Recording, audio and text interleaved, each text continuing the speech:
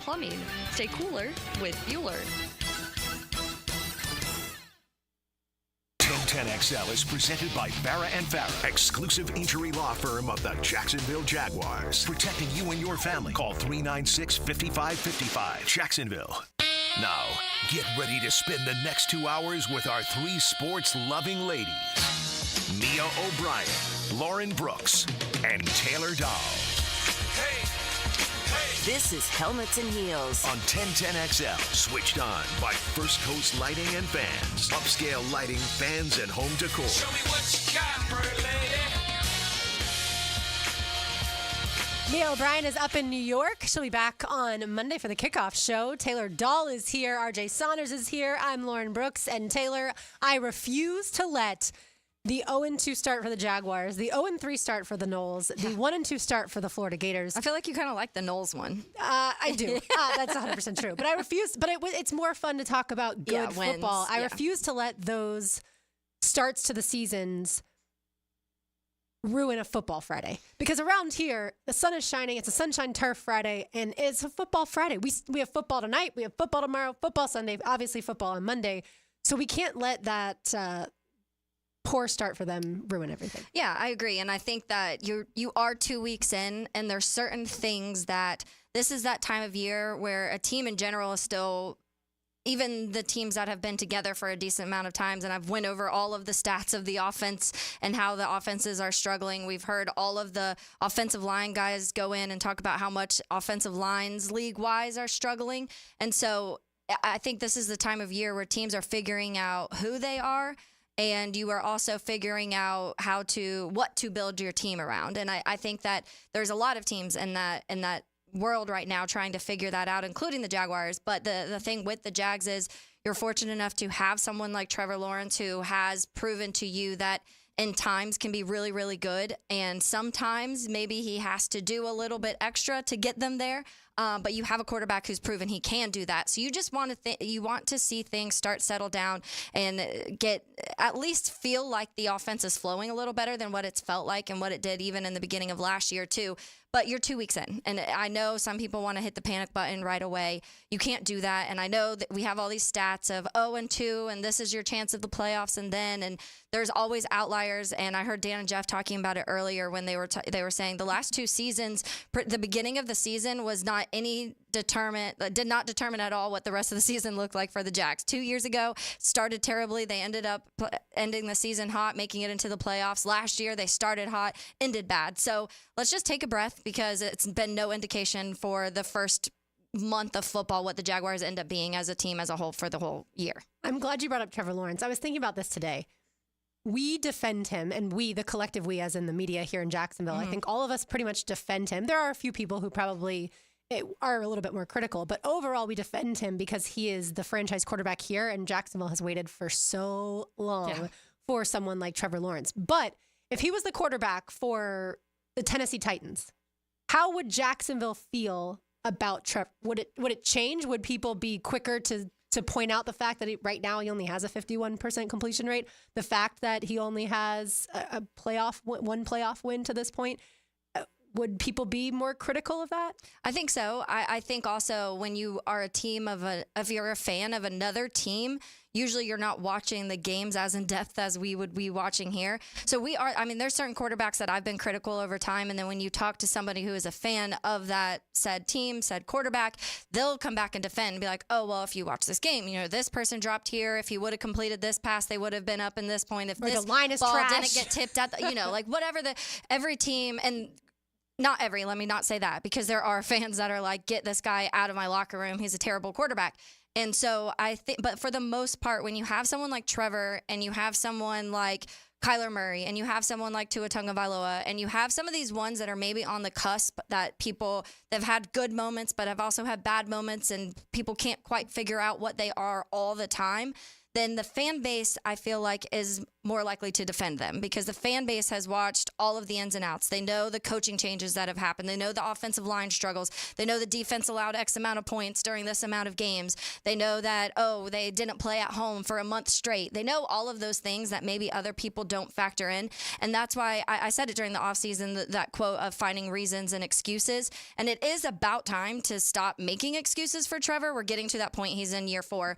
He's got to start playing better for 4 quarters. We've seen these moments, and I think that the bottom line is you want to see more consistency from start to finish of a game and from start to finish of a season, and that's okay. That's okay to say that because I think anybody around the league would say that. If Patrick Mahomes was playing 8 good games a year, they'd probably be a little more critical on Patrick Mahomes, too. And he's the only quarterback in the league that you can't criticize. Yeah. You can criticize the Chiefs losing games, which doesn't happen all that often, but certainly they started off a little bit rough last year. But he's really the only quarterback that doesn't have the other flaws. Yep. Aaron Rodgers looked great last night. Obviously much to your chagrin, but he's a guy that hasn't always in the last few years didn't play last year, but has had those moments where people are like, is he done? Right. Josh Allen, who the Jaguars will face Monday night, has had a ton of turnovers, but the Bills fans, to your point, have always defended him because they say he has to do too much. Yep. There hasn't been a run game up in Buffalo, and therefore that's why he's running the ball all the time, and you're going to have more fumbles or issues like that because he has to put the team on his back. Here, I do think the offensive line through the first 2 weeks has been subpar. But is that the only issue? No, it's not. Yeah. And can Trevor play better? Absolutely. Well, here's the head coach, Doug Peterson. He met with media yesterday, and here is his evaluation of Trevor Lawrence. I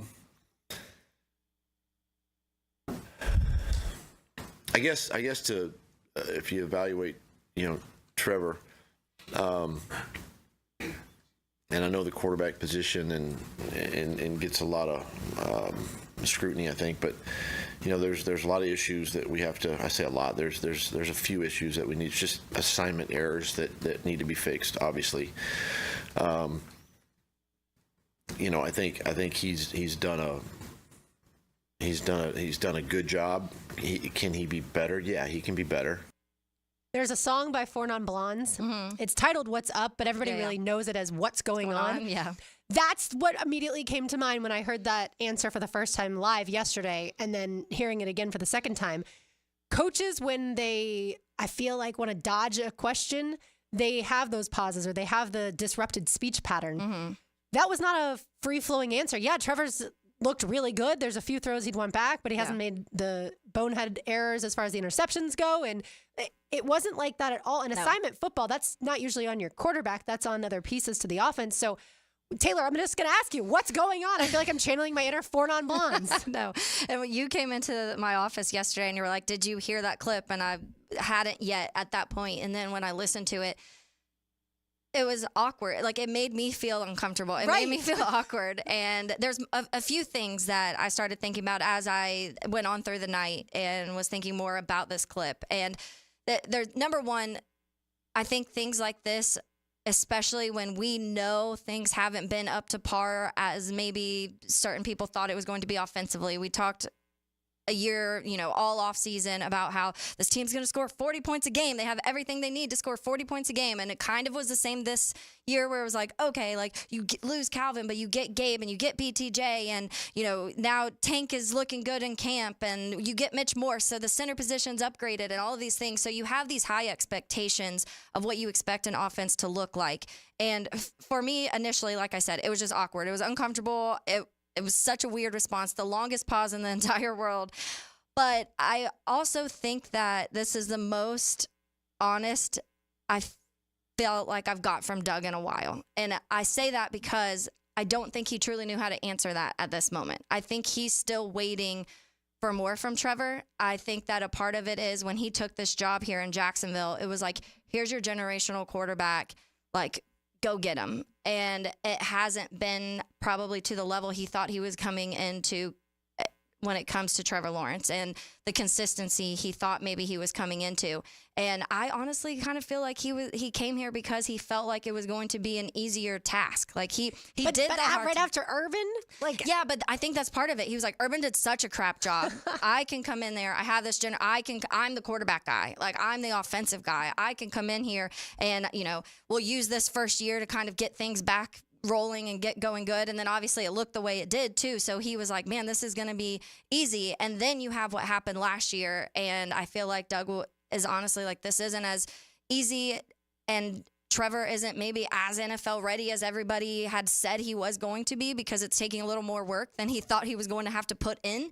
I also think we've had this conversation a lot about Trevor Lawrence, and he's not eat, sleep, breathe, live football. He's just not. We knew that before he came to Jacksonville. It was one of the conversations. Trevor has other things he likes. He likes to travel. He likes to do certain things that whatever. And I don't have any problem with that. I think it's good for these guys to have things outside that they love.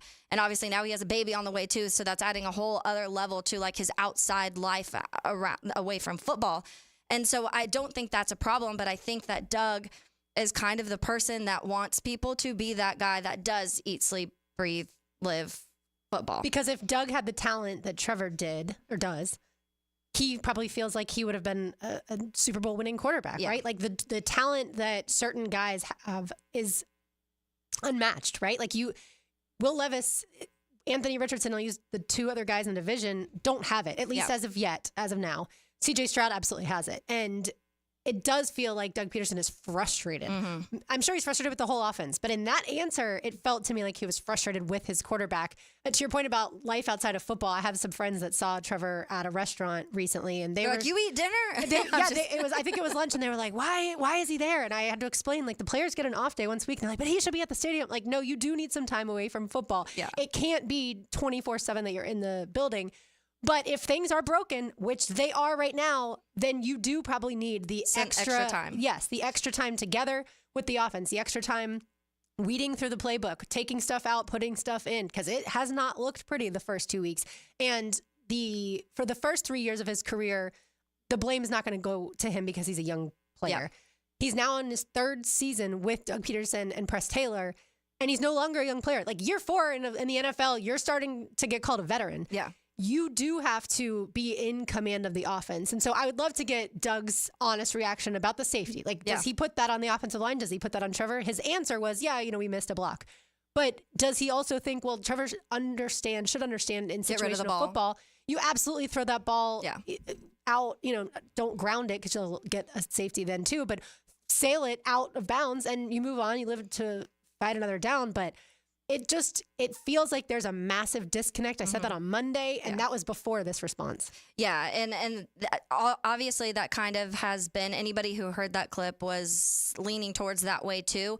I also think we were seeing clips kind of go around Twitter too within the last few days of Doug's body language in this last game after a couple of the plays, and there was someone posted one of them, and they just said, what does this body language tell you from a head coach? And every single comment, and this was people here and people outside, because whoever posted it kind of went viral. So there's multiple people all over the league commenting about it. I think it was Jay Villen's podcast. I think so. Yeah. And the comments on it were all like, it looks like a coach who doesn't like his quarterback. And I was like, ooh, that's not the way you want to. And not saying it does. Not saying Doug hates Trevor Lawrence. We're not trying to say that. But there's something there. There's some sort of, the miscommunication or the lack of communication or just maybe the full not agreeing of what the offense should look like between Doug and Trevor is bleeding into the offense on the football field now, and you can tell. And I even think that's where Doug was going with it in the one part when he was talking about assignments. To me, it was more of like miscommunication. There's a lot of miscommunication between him and the linemen, between certain plays that need to happen, between Trevor and whoever's calling plays, between Trevor and some of these wide receivers, and that's why they're counting so much. I was looking at the numbers yesterday, and so when obviously he's not throwing the ball that he had previous years too. I think he has like 25 completions on the season, but a large majority of the yards, I'm trying to find the numbers real quick because I was looking at it yesterday, a large number of the yards have come from those big, massive chunk plays. Like out of the 382 yards he's thrown, over 220 of them have come from 6 plays. Like that is right, because they're not, to Trevor or Travis Etienne's point. I don't know why I keep doing that. They're not matriculating the ball downfield. Yeah, he joined Mia after the game on Sunday. Yeah, because they are getting those chunk plays, and that's it. And that's the whole problem. And that's why everyone says, well, you've got to get the play in faster. Sometimes go no huddle. I know why every time are we at 0 when we're snapping and the ball. that hasn't been just this season. No, that's been a while since this offense, like the press Doug offense has happened. And so it's press Doug Trevor offense has happened. So it is weird though, because I'll watch other games and other guys are getting this ball out. I mean, consistently with 16, 17 seconds left on the clock every now and then. You want to keep the defense on their heels. Yes. And you can't when you're sitting there for and you're letting them breathe because it's 25 seconds of time. Exactly. And they get to figure out what they want to do defensively. And there's a lot that needs to be fixed. Hopefully it all starts on Monday night up in Buffalo. When we return, we'll let you hear, speaking of Buffalo, we'll let you hear from Ed Oliver on the Jaguars-Bills last 2 games. If you like the word weird, you'll really enjoy his answer. We also have a fair and fair injury report. You're listening to Helmets and Heels. It's a Sunshine Turf Friday. You've got to visit them online, sunshineturf.info, or call 904-892-0580. Caleb and his team do a fantastic job. You can also find their latest project on 1010XL's Instagram. Look, if you have a backyard that's been muddy over the last few weeks thanks to all this rain, well, you know what fixes that? Artificial turf. Again, 904-892-0580. We'll be back on 1010XL 92.5 FM. Uncover what you might have missed. He's quick. He's got great hands. He finds the gaps. Tandy Foods Post-Game Monday. And most importantly, he moves the chains. Expert analysis of Sunday's game all day. Post-Game Monday. Brought to you by Tandy Foods on 1010XL. Looking for a new vehicle? Take a look at Jenkins Hyundai of Jacksonville. Now's the time to save big this summer. Choose from more than 250 new and over 1,000 used and certified pre-owned vehicles on the lot, or shop anytime at JenkinsHyundaiofJacksonville.com. Hyundai has one of the top warranties in the business. Lifetime powertrain and a 5-year bumper-to-bumper warranty, plus 3 years free maintenance on a new vehicle. Give us the opportunity to earn your business today. Atlantic Boulevard, Jacksonville, or visit JenkinsHyundaiofJacksonville.com. Welcome to the family. When all you have is a hammer, everything is a nail. I'm Dr. George Bari, and like me, I know you have been bombarded with PRP and stem cell treatments from companies that promise the world and charge prices to match. Or the surgeon that convinced you the only way to treat your injuries through surgery. At Bari Orthopedics, we offer the best PRP treatment on the market with prices that won't cost you an arm and a leg. We also have the expertise to treat your injury surgically if that is what it entails. We can discuss all surgical and non-surgical options with you and make sure you get the best treatment available. Come see me, Dr. George Bari at Bari Orthopedics. Winning season is back, football is back, and MyBookie is here to make sure you're ready to cash in on the action. Mia here, and this season, MyBookie is pulling out all the stops with incredible promotions like weekly risk-free boosts on Thursdays, where you can bet without a sweat. If your bet hits, you win big. If it doesn't, forget about it. MyBookie will refund your wager. That's just the beginning. MyBookie is giving away hundreds of thousands in prizes with their Super Survivor and Squares contests. And for a limited time, they are bringing back the double deposit bonus. When you're ready to get started, use promo code 1010XL to claim a bonus that doubles your money on your very first deposit. You heard that right. Double your money with promo code 1010XL before you even place a bet. And be sure to check out MyBookie Plus. The more you play, the more you win. Climb through tiers of loyalty rewards programs to unlock even more epic promotions, exclusive giveaways, and bigger rewards. MyBookie Plus is the lock of the century. Bet anything, anytime, anywhere, and make your season a winning season with MyBookie. Denny Thompson here. They're still growing. Tyson Sound & Security is looking to hire a master electrician. Are you or someone you know a master electrician with residential experience? Candidate will start at the industry's most competitive pay. Apply online at TysonSoundandSecurity.com or call to apply 762-1000. Tyson Sound & Security hiring a master electrician offering top-notch industry pay. Call to apply 762-1000. Equal opportunity employer. This right here is as good as it gets. This is life getting lived without obligations or complications. This is filling your cup and savoring the moment. This is the gift of presence, served to you in a place where there's room for everyone and enough to go around. And the best part, it's always Sonny's here. Sonny's Barbecue, local pitmasters since '68. Pre-Game Friday is brought to you by MyBookie and Dream Finders Homes on 1010XL. It's a Sunshine Turf Friday. The highest quality artificial turf at affordable prices. Visit sunshineturf.info today. Hey, Jaguars fans, as the official whiskey of the NFL, it's not a kickoff without the generous spirit of Crown Royal. And that's why we've built the Crown Royal Rig. An absurdly awesome 18-wheeler delivering the generous spirit to stadiums and tailgates across the country. Follow the Royal Rig on its journey from city to city, bringing together local cuisine, NFL legends, and the opportunity to pack a purple bag for charity and win tickets to Super Bowl 59. Visit crownroyal.com for rules and more, and please drink responsibly. If you're looking for the best in indoor air quality, I've got the experts to call. Florida Home AC, the official AC provider of the Jaguars, specializing in the best air quality for your home or work with the Remy Halo. Instead of waiting for pollutants to travel through the ductwork to be neutralized, the Halo cell releases friendly oxidizers every time your fan blows air, helping those in your home that suffer from allergies and other respiratory issues. Call 777-4300 for Florida Home AC and start enjoying cool comfort and clean air. Sometimes you agree with him, sometimes you don't. On the runway, I'm coming in hot. CBS Sports senior NFL writer Pete Prisco joins the Frangie Show Friday afternoons on 1010XL. Brought to you by Showtime Sports Cards and Collectibles. Everything about the game has changed, except for the most important thing. What you have inside. It is what drives the game. It refuses to be ignored. It sweats everything, turns an athlete into a legend. Gatorade, is it in you? From Gatorade Zero to Gatorade Endurance Formula and Gator Light, there's something for every athlete. Find it at your local Winn-Dixie. It's a win-win. Gatorade, official partner of the NFL. Our slogan, Know Before You Blow, applies to more than just DUI cases. Hi, I'm attorney Lee Lockett of Lockett Law. Battery charges can result in jail time and criminal convictions too, so know before you blow a gasket and hit a loved one or a stranger. Drug crimes like possession of marijuana and cocaine will land you in cuffs too, so know before you blow. In a boating under the influence case, you also have the option to blow or not to blow. So know your options. Know before you blow. Go to knowbeforeyouBlow.com now. Offices Jacksonville. I'm Frank Frangie for Ricketts Electric. Hurricane season is here, and now's the time to think about a home generator. My friends at Ricketts Electric can make sure your home always has power. They can install the perfect generator for your home and are even offering a 10% discount this month if you mention 1010XL. So call my friend Zach Ricketts today at 904-320-5960 or find them on Facebook. That's Ricketts Electric, the city's best power connection. Call them at 320-5960. 1010XL is presented by Farah & Farah, exclusive injury law firm of the Jacksonville Jaguars. Protecting you and your family. Call 396-5555. Jacksonville.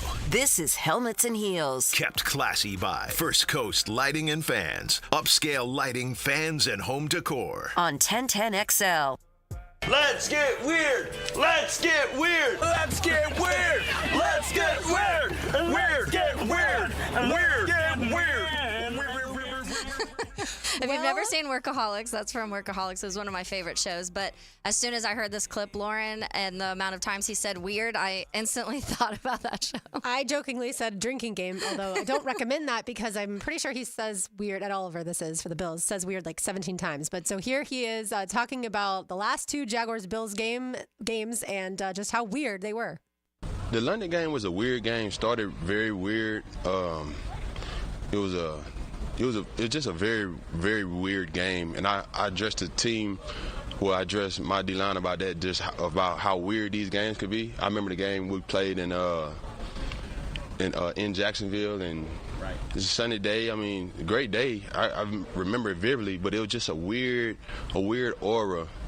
And then playing in London, it was just a weird, I can't even explain it. It was just a weird game. And I ain't never beat these guys, so it's just weird, man. It's just I'm just letting the guys know, like, it's a weird. I don't know what it is, man. It's just a weird, and I speak life into it, so this game won't be weird. But the past two times been weird. We done started slow. Just very weird games. Y'all go back and watch it. I think the first time we played them, what the score was like 9-6 or something like that. Yeah. Something crazy. What was it? 9-6. Come on, like we playing an NFL game that's 9-6. Like I think I remember Josh Allen catching the pick on Josh Allen. I remember that like it's just a weird game. Like how D lineman catch a pick, but it's just a weird game. I remember that vividly. It's just weird, man. I counted 13 times in that many. clip. But yeah, he's not wrong. Certainly, he's not wrong. It has been weird. That 9-6 game was super strange. Super weird. I'll use a different adjective. But that's sometimes when you don't play every year, or certainly play multiple times a year, like a divisional opponent, things do tend to have like a little bit of an off kiltered type of feel to it. And look, the Jaguars Colts rivalry, honestly, right now is like that. Yeah. The Colts cannot win in Jacksonville. The Jaguars have won since 2014 here, and so I understand where Ed Oliver is coming from. And then certainly the Jags-Bills game in London last year. Nobody thought the Jaguars were going to win except Mia. I'll give her credit. She's the only one who said the Jaguars are winning this game. Yeah, it was really, and to go with a different word, it was really funky. And that's what it felt like, honestly, the entirety of the game last year in London. It was sloppy on both sides, honestly. I just remember mistake after mistake on each side, like offensively, defensively for the Jags, offensively, defensively for the Bills. It was just like one crazy thing after another that kept leading to certain things happening. And I remember at one point literally tweeting and being like, what is even going on? The Bills, I think, they definitely had over 100 yards in penalties, because I remember that being a thing. And it was just like flag constantly. And it was definitely a strange game. So I think in his head, that word, which he said so many times, is accurate. But I'm sure they also do question, because in their heads last year, they were the better team. And I'm sure they were going to London and being like, we're better than the Jags. That like this should be an easy win almost. And then it ended up not being, and then they lose. Granted, the London factor, I think it does affect certain teams. Again, the Jags are way more used to being there. And even if the players haven't been there, the staff and the organization has been there so many times, they at least can like kind of mold and teach the new guys here's what we've done the last so-and-so years. Don't sleep on the plane or sleep on the plane. Yeah, here's how it's worked in the past, and here's the things that we've seen benefit, here's the things we've seen hurt. And sometimes I feel like people will be like, it doesn't matter, it's not that big of a deal. It's still the time change for Jags and stuff. I really do think it does benefit them a little bit, just because of the experience the organization has had traveling over there. Especially if it's someone who hasn't been in years. Like some of these teams, it's 4 years, 6 years before they go back, and it's like, oh, here is this number one time change. Here's us trying to figure out all of these things when it comes to the travel, and when it comes to the stay, and when it comes to trying to like not be jet lagged, and when do you actually land there? That's been a conversation even here, like how early do you go? And then now the Jags get to be there 2 years in a row, back-to-back weeks. Right. So they really get to settle in by that second game at least. So it is interesting, but those two games are strange, and that's one of the things that when we were talking to the Bills guy the other day, Eric Wood, and he was talking about that, like the difference of playing somebody in London compared to being able to play at home. And really, if you go back to that playoff game here, that was also a weird, strange playoff victory for the Jags over the Bills. I felt like nobody was going to score ever at one point. Yeah, and they really didn't. But the Jags had the only touchdown of the game, and certainly Jalen Ramsey sealed it. And I was trying to remember who knocked Tyrod Taylor out of the game, but I couldn't remember. It was a very odd game, like he said, for the NFL. Speaking of Ed Oliver, Von Miller, the offensive line is going to have to block them and protect Trevor if the Jaguars are going to win. And on the flip side, Josh Hines-Allen certainly knows a very specific way to get to Josh Allen. Yeah. So that's going to have to repeat. All right, let's get it to the Fair and Fair injury update.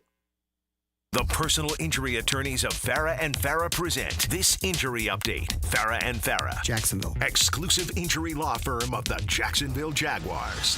So normally the practice reports, the injury updates come out Wednesday, Thursday, Friday out of a Sunday game. But because this game is on Monday, the first one came out yesterday, then one will come out later today, and then the final one will come out tomorrow. So keep an eye out for the injury updates on both sides for the Jags and the Bills later today and tomorrow. But as far as yesterday's report for the Bills, 2 players did not practice. Linebacker Terrell Bernard with a pectoral injury and cornerback Taron Johnson with a forearm injury. 3 players were limited. Our old friend defensive end DeJuan Smoot with a toe injury, defensive end Javon Solomon with an oblique injury, and defensive end Casey Tuhill with a knee injury. Quarterback Josh Allen was a full participant, but he has been listed on the injury report with that hand injury. As for the Jacksonville Jaguars, tight end Evan Ingram did not practice with the hamstring injury. Running back Tank Bigsby was limited with a shoulder injury, and safety Darnell Savage was limited with a quad injury. Taylor, as far as Evan Ingram is concerned, it seems like he's not going to play in Monday night's game. The interesting thing to me, though, is we saw with Tyson Campbell when he hurt his hamstring, and we obviously got to visibly see that happen against the Dolphins. He immediately went to IR. A few days later, went on IR. And Evan has not been placed on IR, so I feel like that's good news, even if he doesn't play against the Bills. Yeah, it's also sucks. Like, it's an injury that happened before the game even started. And those ones I feel like hurt even more when you don't, it's not even an in-game full speed. You're just it's non-contact. Warming up, non-contact injury, which are the ones that are just, you really hate to see. You hate any of them, but especially those ones. And yeah, I think that you also don't want to force it. I feel like with Evan Ingram, I think that even though the Jags are looking for any offense they can get right now, I also feel like you don't want to throw him in there on Monday, make it worse. Then you do have to put him on IR for the next 4 weeks when you have the Texans coming up, and you are headed on the road, so that does affect certain things. And on the road, as in to London, it does affect things into that way. So you don't want to force it. But it is, I guess, a positive sign that they aren't throwing him on IR yet. At least as of yet, yeah. As of yet. So those are the ones that hamstrings suck, because those are the ones that also could linger all year long. And, he'll be good for a couple of games, and then all of a sudden his hamstring's starting to act up again. It's strange because some soft tissue injuries, like with Darnell Savage, he has a quad injury. Obviously, the quad is on the front of the leg, the hamstring on the back, and he's able to get back in there fairly quickly. And so obviously there's differences between strains and sprains and all that kind of stuff. And we don't know the exact specificity. I cannot say that word. We don't know the exact specific details of Evan Ingram's hamstring injury. But yeah, hopefully he's able to play sooner rather than later. And Brenton Strange, can he step up again? That's going to be a big key to Monday night. Look, it's so cliche. Can you stop the run and run the football, right? People have been saying that for 100 years when it comes to football.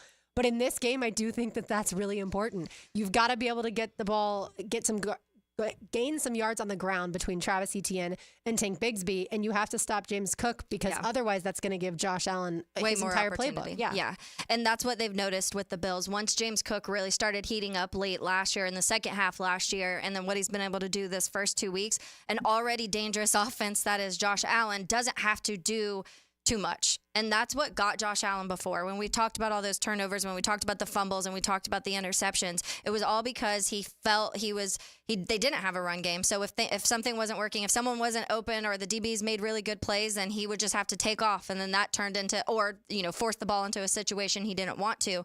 And now with a run game that is looking really, really good, that lets Josh be able to just kind of relax a little bit. And that's the last thing you want Josh Allen to be able to do. So when it comes to stopping the run, but also you mentioned Josh Hines-Allen having another game against Josh Allen. And someone tweeted the other day, Lauren, about hopefully his name change doesn't jinx that, whatever he had over Josh Allen versus Josh Allen, now Josh Hines-Allen.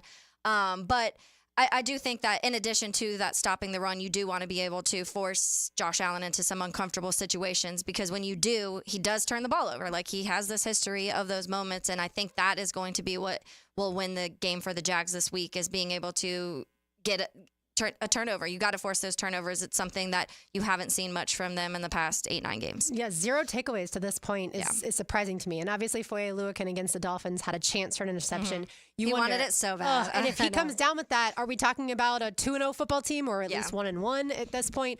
It's so frustrating, because the Jaguars in the first half against the Dolphins, every Jaguars fan was thinking, finally, we've arrived to the point where the Jaguars are going to be a contender for the AFC, not just the AFC South, but the AFC overall. Look at this offense. And now here we sit just 2 weeks later talking about an 0-2 team, desperate on the road up in Buffalo for Monday Night Football. All right, we will get it to Georgia football. We will talk to Mark Weiser on the other side. He's a beat writer for the Athens Banner-Herald. Georgia obviously didn't have the greatest game against Kentucky, and certainly take on Alabama in 2 weeks. So what's the status of Georgia football? We'll get to that next on a Sunshine Turf Friday on 1010XL 92.5 FM. Jimerson Burr is a full-service, Florida-based commercial law firm dedicated to helping businesses manage risk, maximize opportunities, and move their company forward.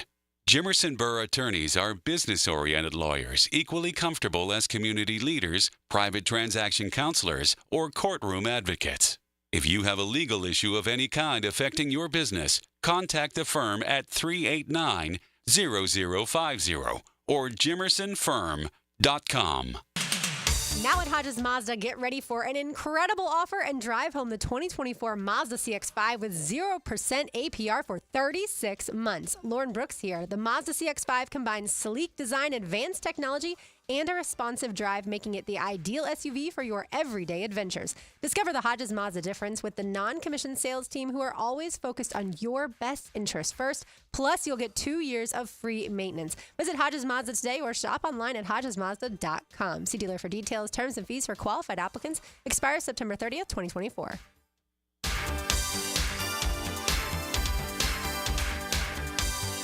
Hey gang, Prosser here. Telling you once again about Chad and Sandy Newman. Mortgage rates are down, creating more active buyers and sellers. If you've been waiting, now is a great time to sell your home before more homes flood the market, driving down prices. So maybe you want guaranteed no-hassle home sale, but don't want to give up hard-earned equity to do it. They can handle that. You see, Chad and Sandy can take every problem you think you have and replace it with a promise. Chad and Sandy guarantee your home sold at an agreed-upon price and deadline, or they will buy it. The success stories are rolling in. Mike and Lisa in McCormick. We inherited a family home that came with equity but also a mortgage. We needed to sell fast to avoid extra expenses on a second mortgage. We heard about Chad and Sandy on the radio and called. Everything they say on the radio is true. The home sold in 3 days for full asking price. Call Chad and Sandy today, 904-414-6200, or go to chadandsandy.com. That's Chad, ANDSANDY.com. Mia here, and when I was buying a new construction home last summer, there was no question. Dream Finders Homes was the builder for me. A big reason why? Their unbeatable interest rates. Right now, you can take advantage of a 2.99% year one rate. Find your dream home, take advantage of unbeatable rates, and move in today. I'll say it again, 2.99% year one rate. Dream Finders Homes, the official home builder of the Jacksonville Jaguars.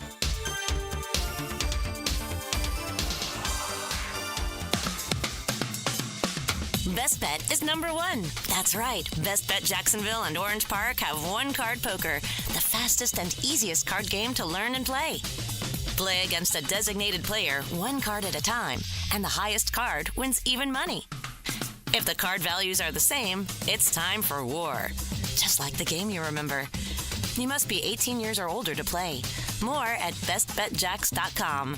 That's bestbetjacks.com.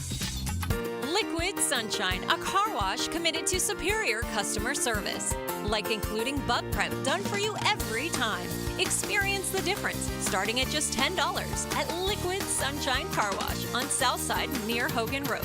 It's a Helmets and Heels Sunshine Turf Friday. You don't have to be a football star to get a signing bonus. The team at Republic Services needs your skills, and they're paying up to $5,000 for you to join the roster. You'll be joining a winner. As an essential business, the Republic Services trucks have not stopped rolling with hourly and weekly pay and better benefits and vacation packages than the rest of the league. Driver trainees, $1,000 sign-on bonus. CDL drivers, $3,000. Diesel mechanics, $5,000 bonus. Join the winning team at Republic Services today. Visit republicservices.com. Equal opportunity employer. This Date in Sports History is brought to you by Southeast Orthopedic Specialists.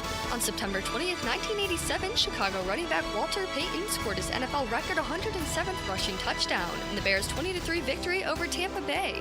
In its final year, we encourage you to help create great futures for young people when you run or walk at Mackenzie's Run, Saturday, November 23rd. Join Boys and Girls Club of Northeast Florida for a 5K and 1 mile fun run through the beautiful stadium course at TPC Sawgrass. Enjoy food, live music, face painting, family fun, and more at our Runners Village. Register at mackenziesrun.org. Mackenzie's 5K and Fun Run, November 23rd. mackenziesrun.org. Are you feeling the heat? It's time to cool things down with Duck Duck Air Conditioning. Contact us today at 904-862-6769 or online at duckduckac.com. Duck Duck Air Conditioning to keep you cool and comfortable all year round.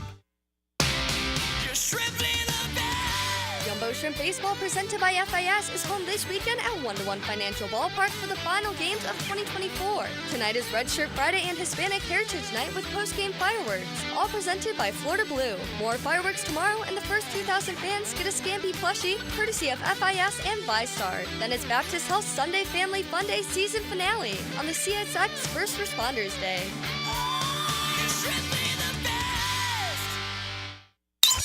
How wide is the moon? The answer coming right up. It's always a good idea to compare homeowners' insurance rates instead of renewing year in and year out. Log on to southernoak.com and get an instant quote in minutes. Our family protecting yours. Southern Oak Insurance. The moon is roughly 2,100 miles wide, about a 3-day drive. Southern Oak Insurance. Our family protecting yours. This is Dr. Turner Vossler, Assistant Team Physician for your Jacksonville Jaguars. Here's the latest update on the Jaguars, brought to you by Baptist Health and JOI. Jaguars' first-round pick, Brian Thomas Jr., is averaging 23.5 yards per catch through the first 2 games of his NFL career. Last night on the Doug Peterson Show, the Jaguars head coach spoke about the deep threat ability of BTJ. You find ways of getting him the ball down the field, because that's obviously, 2 weeks in a row now he's gotten in behind the defense and he's made some plays. So the speed is real, but at the same time we don't want to go searching for him. We just want to naturally let them happen, but definitely want to utilize the athleticism that he has. Jaguars head coach Doug Peterson last night on Brian Thomas Jr. I'm Andrew Gibson with your Jacksonville Orthopedic Institute Jaguars update. 1010XL is presented by Farah & Farah, exclusive injury law firm of the Jacksonville Jaguars. Protecting you and your family. Call 396-5555. Jacksonville. Now, another great guest on the Garber Auto Mall phone line. Hello. We can wiggle it. Welcome back to Helmets and Heels on this Sunshine Turf Friday, talking all things football today. And now we'll turn our attention to the Georgia Bulldogs. Mark Weiser joins us now, beat writer for Athens Banner Herald. Mark, it's been a pretty good last 3 years, I'd say, other than, maybe losing to Alabama last year. Yeah, no complaints for the Georgia fan base. They'll take a couple national titles, especially after waiting 41 years for one. So, things are doing well for the start of the season for them. Didn't play exactly like they wanted against Kentucky, but 3-0 heading into the bye week and then Alabama next week. Yes, looking forward to that one already. I feel like that's the best game that we've gotten to this point in the college football season. But let's start with the quarterback, Carson Beck, since he is from Jacksonville. We've followed his career for several years now since starting here. And so let's talk about the offense running through him. How do you think Carson Beck has changed over the last few years? Well, I memean, the obvious thing is he was a backup for 3 years behind Stetson Bennett and, JT Daniels, before that for a time being. So he waited his opportunity, which is like an outlier these days, especially for a 4 or 5 star kid. Nobody does that anymore. They go into the transfer portal. He waited for his time, really thrived last year, played at a very high level, 12-0 regular season, and then, losing to Bama, blowing out Florida State in the bowl game, and then coming back this year, Heisman Trophy candidate, taking advantage of the NIL and really, kind of a prototypical now, college quarterback to hold off on going to the NFL and being able to make some money and chase a championship this year. Now, Mark, when I think some of the bigger news right now, obviously, is the injury that Carson Beck suffered in that last game against Kentucky. What are the updates on that right now? Looking like he'll be good to go next weekend for Alabama? Yeah, it was his non-throwing shoulder, and he completed the game. He didn't come out of the game. Kirby Smart said on Tuesday that we have like 7 or 8 guys on the roster that have a sprained AC joint in the shoulder, and it's not an issue. Said it wasn't significant. He said he practiced Monday and Tuesday of this week, so I'm sure he'll get some treatment for it, but it doesn't sound like anything that's going to keep him sidelined. Mark, we know how good Brock Bowers was for the Georgia program and obviously now in the NFL. How is the offense replacing a talent like him? It's kind of been a little surprising this year that this has been an offense that really has featured the tight ends and has had, big-time tight ends. Darnell Washington was an early round draft pick at the Pittsburgh Steelers. And then obviously Brock Bowers, and there's several other guys that have gone on in recent years to the NFL. But Oscar Delp is kind of supposed to step up, and no one's going to be like Brock Bowers. I mean, he's kind of a generational talent. But he only has 3 catches for 25 yards in 3 games. They brought in a transfer from Stanford that had like 100 career catches. And he hasn't caught a pass yet. Maybe having a hard time adjusting to the system, and even as a blocker, needs to show some improvement there as well. So it'll be interesting to see if the off week gives them a chance to kind of regroup with the tight end position. They have a younger guy, Lawson Lucky, that has been kind of a good catcher out of the back, or at lining up a tight end, 4 catches, 80 yards, a touchdown. He's made some nice plays as well. So we'll see if that group can step it up a little bit. Let's talk about some of the things that maybe are a little concerning through the first 3 weeks. One of the things that popped out to me were penalties. They've had 25 penalties for 245 yards in the first few weeks. And then this last game, one of the stats that came out were the 15 missed tackles defensively. And I know Kirby Smart doesn't love all those analytical numbers and stuff like that. But is there any concern in those aspects, or is it just kind of feeling like some growing pains getting some of these new pieces in Georgia flowing all together? Yeah, the penalties have been pretty uncharacteristic of a Kirby Smart team, and 3 games is starting to be kind of a trend. There was one roughing the passer penalty in particular that kind of irked Georgia, that Jalen Walker had, kind of slamming Brock Vandegrift to the ground and maybe not releasing him faster and maybe rolling off him, and they're kind of looking to protect the quarterback. We'll see if that's if they emphasize being a little bit cleaner in the penalty game. Missed tackles was certainly jumped out against Kentucky, but I mean, big picture, they didn't get into the end zone at all. Georgia hadn't given up a touchdown since before the Florida State game, so 4 full games. But it was, concerning the missed tackles. Kentucky is a physical team. They ran the ball well.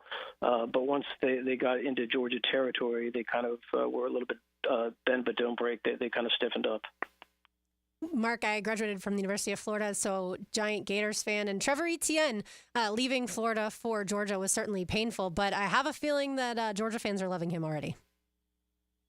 Yeah, he certainly looked the part of kind of a featured back the last couple of weeks. He missed the first game. He was suspended for DUI from March, but then 78 yards against Tennessee Tech and only 5 carries, then 79 yards on 19 carries against Kentucky. And really when they needed somebody to kind of step up in the second half after, not doing much offensively to start that game against Kentucky, Trevor was the guy that was getting 8-9 yards a pop with even plays out of the backfield in terms of being a pass catcher, but mostly, making people miss. And even when there wasn't great blocking, he was getting the yards that Georgia needed.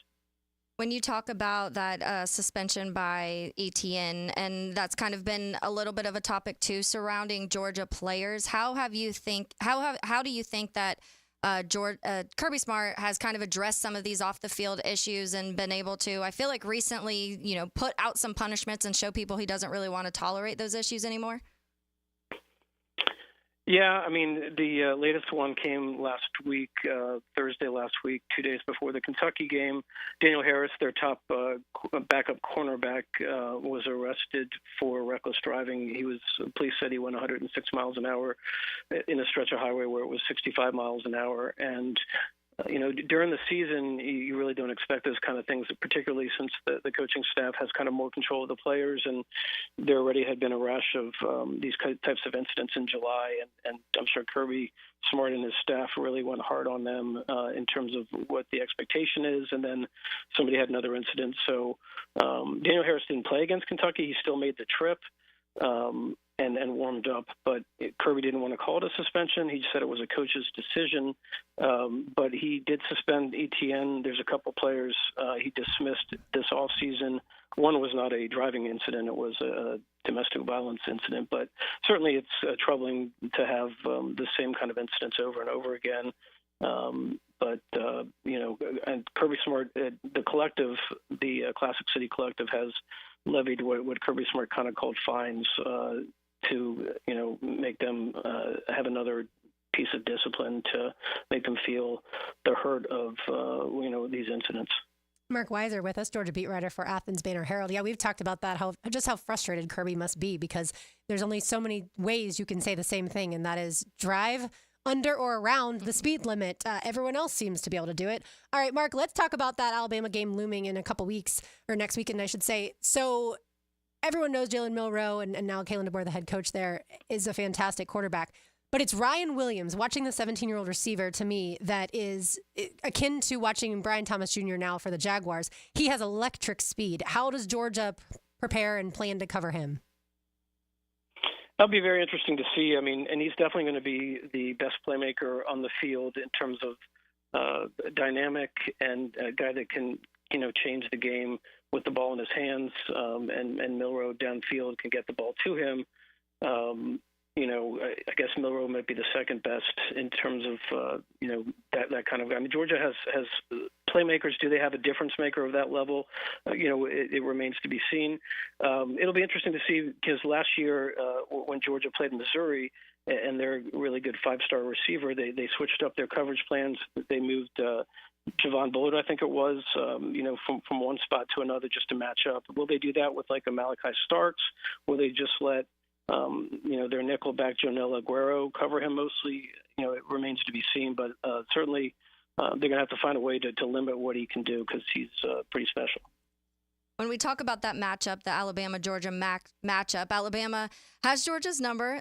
They've won 8 of the last 9, and now Georgia obviously has to hit the road and play Alabama. But it is Kalen DeBoer's first SEC matchup, and it gets to be against Georgia. Do you think Georgia's using that as any motivation at all to kind of take advantage of this uneven matchup the last few years? Take advantage of the fact that it's Kalen DeBoer's first game, you mean? Yes. In the SEC? I don't know. We haven't really talked much with Georgia players about Alabama. They're kind of it's an unwritten rule that when the bye week comes, they say we're just focused on ourselves. They don't really talk about Alabama. I don't know if it's going to be that aspect of it. I think certainly we talked about Carson Beck earlier.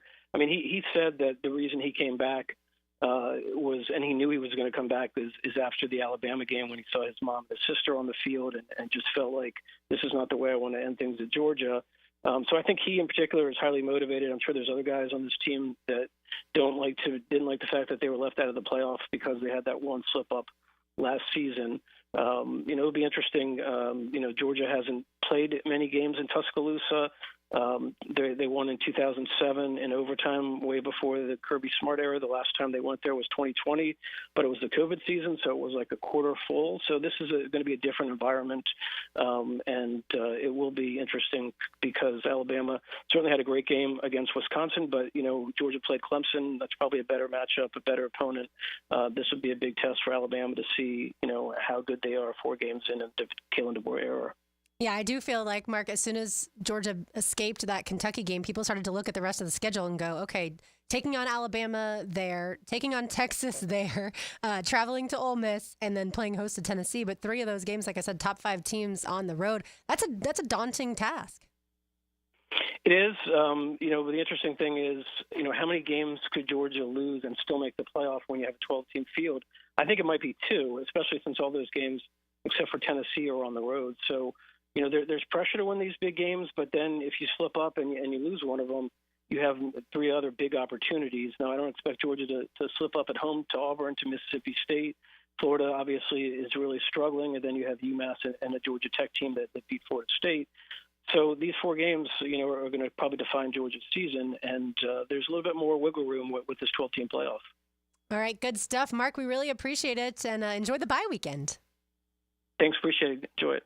All right, Mark Weiser covers Georgia football, and yeah, like I said, those are tough trips, going to Tuscaloosa, going to play in Austin, Texas, going to Oxford, Mississippi, and then right after that, turning around and playing host to Tennessee. Yeah, the Florida game here in Jacksonville. It'll be fun for Georgia fans, but not so much to talk about here. I do know, around SEC Media Days when we were talking a ton about, obviously, SEC football in general and the whole storyline of Florida's schedule and Georgia, Georgia kept being like, okay, we have one of the toughest, on-the-road schedules in college football. But everyone overlooked it, to talk more about Florida because, of course, Kirby Smart is anywhere or could not be further from the hot seat. And so all the focus was around Napier and that. Well, speaking of Florida football, when we return, Urban Meyer was briefly asked about becoming the Florida head coach again. Taylor and I have some thoughts on that. We'll also continue the Jaguars-Bills conversation. You are listening to Helmets and Heels. It's a Sunshine Turf Friday. You can find them online at sunshineturf.info or call 904-892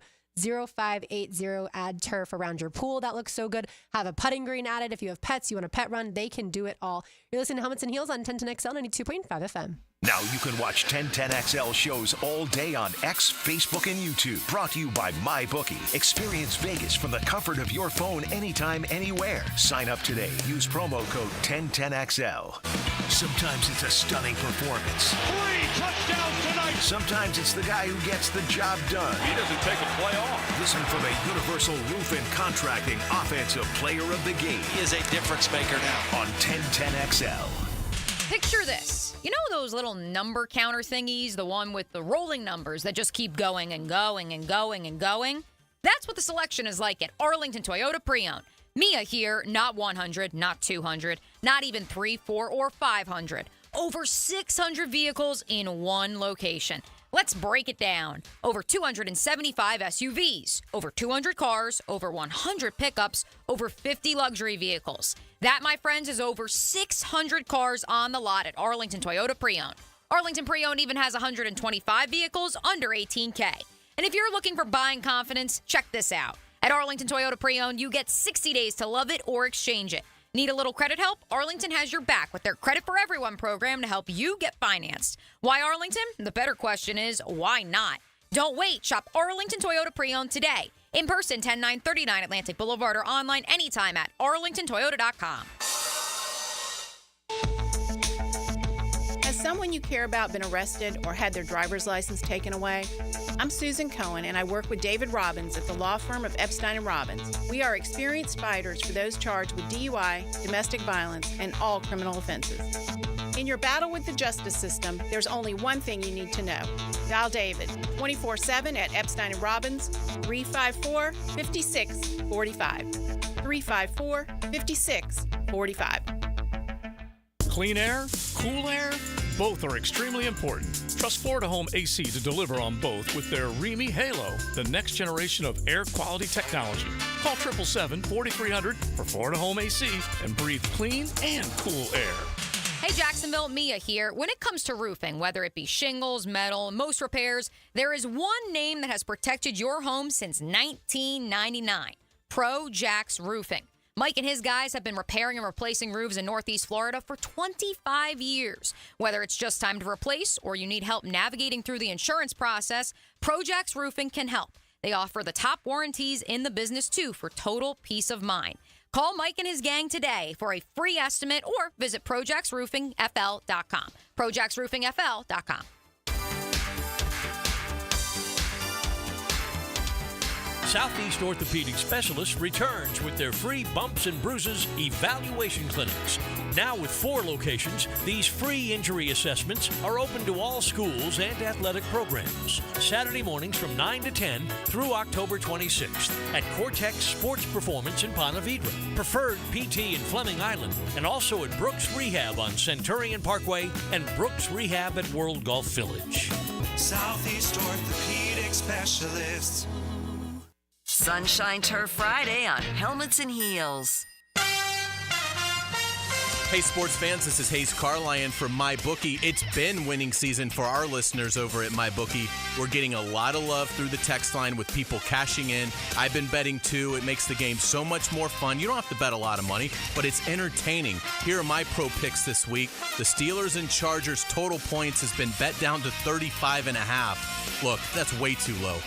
You got to take the over on that one. I also love to bet against the Titans, and I think Jordan Love is going to be active this weekend for the Packers. But regardless, LaFleur did such a great job with Malik Willis in the win over the Colts. I like the Packers over the Titans. The Falcons are coming off a short week playing last Monday. The Chiefs are coming to town. Give me Kansas City minus 3.5 over Atlanta. Mahomes over Cousins. For a limited time, MyBookie is bringing the double deposit bonus back. Use that promo code 1010XL. Bet anything, anytime, anywhere with MyBookie. Electrical problems? Call American Electrical Contracting. 737-7770. Small jobs or large, they do them all. Work with a locally owned and operated company that will wire it right at a fair price. It's not just a slogan, it's the way they do business. Are you ready to upgrade your home? Experience the winning combination of style and performance with Renewal by Andersen. Energy-efficient, custom-built replacement windows and doors. Buy one, get one 40% off replacement windows and patio doors. Plus, 0 down, no payments, and no interest for 18 months. This offer expires September 30th and restrictions apply. Renewal by Andersen, proud partner of the Florida Gators. Visit rbafla.com for details. License number CGC 1527613. It's time to take it back to the 90s, Jags fans. Be at the bank Sunday, October 6th, as we debut our Prowler throwback jerseys against the Colts and induct legendary head coach Tom Coughlin into the pride of the Jaguars at halftime. Kickoff is set for 1 p.m. You're not going to want to miss this matchup. Lock in your seats now by going to jaguars.com/tickets or call 904-633-2000. Home of the Jaguars. WJXL AM Jacksonville Beach. WJXL FM Jacksonville Beach. This is a one-of-a-kind Gabriel fashion sale. Rings, bracelets, earrings. All new for 2024. For 3 days only. September 20th, 21st, and 22nd. Beards Diamonds in the St. John's Town Center or at beardsdiamonds.com. Daly's Dash is not only your Jaguars game day stop, but a great place to grab a meal any day of the week. To honor the Jags and the fans, we've crafted the Duval Sub. The Duval comes with freshly sliced turkey, ham, melted cheddar, and habanero jack cheese, topped with crisp lettuce, fresh tomatoes, and a double portion of our secret sauce, all served on a fresh roll. Come by your local's Daly's Dash today to get your delicious Duval Sub. Daly's is the official convenience store sponsor of the Jacksonville Jaguars. This is Molly McDonald with your 1010XL Southeast Orthopedic Specialist Local Sports Update, brought to you by Advanced Business Solutions. A look at college football this weekend as the Florida Gators head to Starkville for their first road game against Mississippi State. The Gators desperate for a win after falling to Texas A&M last week. Kickoff is set for noon Eastern Time this Saturday. You can hear the game live on 1010XL. The Florida State Seminoles are also in dire need for their first win of the season, as they remain the last winless team in the Power Four. Noles head coach Mike Norvell spoke with an impressive group the California Golden Bears have ahead of their matchup this Saturday. I mean, they're a better team right now than what they were a year ago. It's an impressive group, and they how they're utilizing their personnel have been very productive here in these first 3 games. So I mean, we got to go out there and play extremely well offensively, defensively, and especially in our kicking game. You'll hear this week. It's 85 degrees at 1 o'clock. Time in temp brought to you by Bueller Air and Plumbing. Stay cooler with Bueller.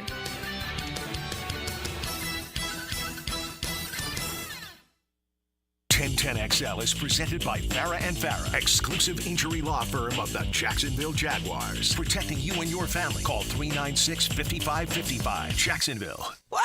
I feel good. It's a feel-good Friday. We're gonna have a good time together. And that would be good. So good! Text or tweet something that makes you feel good today. I hear good things. Really good things.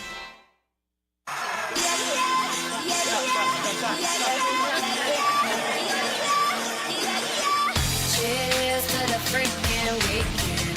Drink to that, yeah. Oh, let the demo song sing. Drink to that, yeah. Don't let the... It's a football Friday that makes us feel good.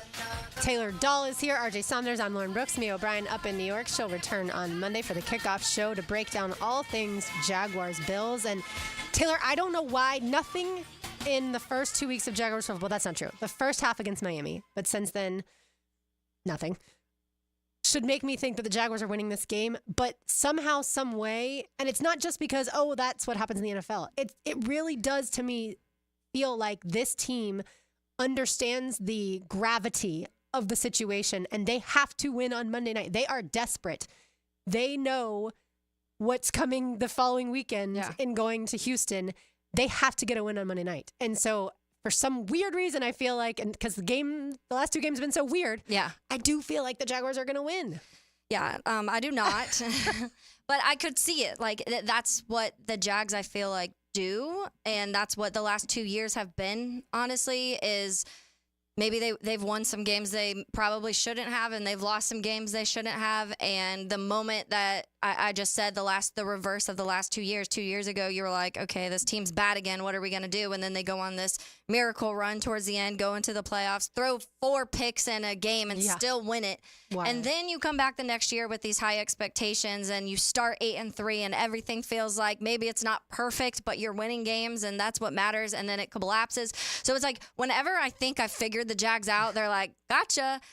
So I could totally see them going to Buffalo and winning, but I also think at the same time Buffalo's a better team right now outright. I think they're a better as a whole better team. I think that their offense is clicking quicker and more efficiently right away. If you're doing that in week 1 and week 2, then you probably have a pretty good offense. And the Bills came close to losing that week 1 game against Arizona. They were down by double digits, but they found a way to come back. And that's the difference between a good team and a bad team. And I'm sure Buffalo's also looking and they're watching film from the first 2 weeks. And if we can point out the glaring issues, then they're definitely like, oh, like if we do A, B, and C, then the Jags can't score. And so that's what is going to be interesting is it another one of these weird games where just something crazy happens and some, Jags end up getting a pick or 2 off of Josh Allen or a fumble or something like that, and it shifts the momentum of a game. And this defense for the Bills, every team we've played has had a list of like 20 players that have been injured, and it hasn't mattered the last 2 weeks. But at some point, you have to also start taking advantage of that when you know certain players are beat up and not practicing during the week. And that's something, even with Josh Allen, it's his left hand, but if you're not practicing in full, you're losing some of that time that you're getting to spend with this offense. And it's Josh Allen, yes, who has experience, but it's 2 new receivers. I guess Khalil Shakir is on his second year, but Khalil Shakir still just in the beginning of his career in the NFL, and Keon Coleman, his other weapon, is a rookie. And so you still need those practice with those guys. And so you would hope to take advantage of some of those things this week. My recommendation is that Trevor use his legs to his advantage and the offense's advantage, because when the Cardinals put up 28 points against the Bills in week 1, again, they lost that game because the Bills came back and won it 34-28. But he had also the Cardinals look pretty. Their offense looks really good right now. Kyler Murray averaged 11.4 yards per carry. Yeah. So he had 5 carries, 57 yards. That is a huge momentum shift for the offense. It also then does alleviate a little bit of the Travis Etienne, Tank Bigsby, you have to get the yards after contact, because they do have to respect Trevor's mobility. It's something that for years now I've wanted him and them to call more of, and for him to do more. Obviously, towards the end of last season, he couldn't. He was banged up every which way you could be. But that is an advantage that really good mobile quarterbacks use. Josh Allen that you're going up against absolutely does. We know how good Lamar Jackson is at times like that, or throughout his career.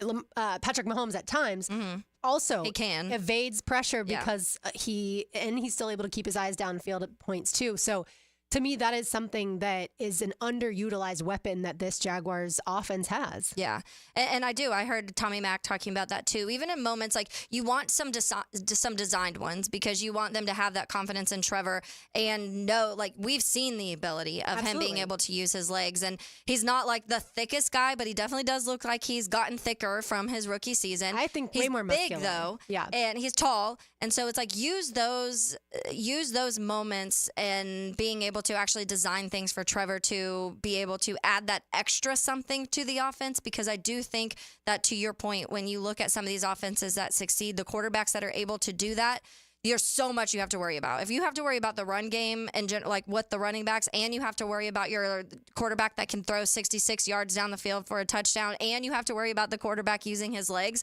you have to pick then your, the biggest weakness or what you think you want to cover the most, and then you can take advantage in those other situations. I'm excited to see Keon Coleman watching a full game live with him.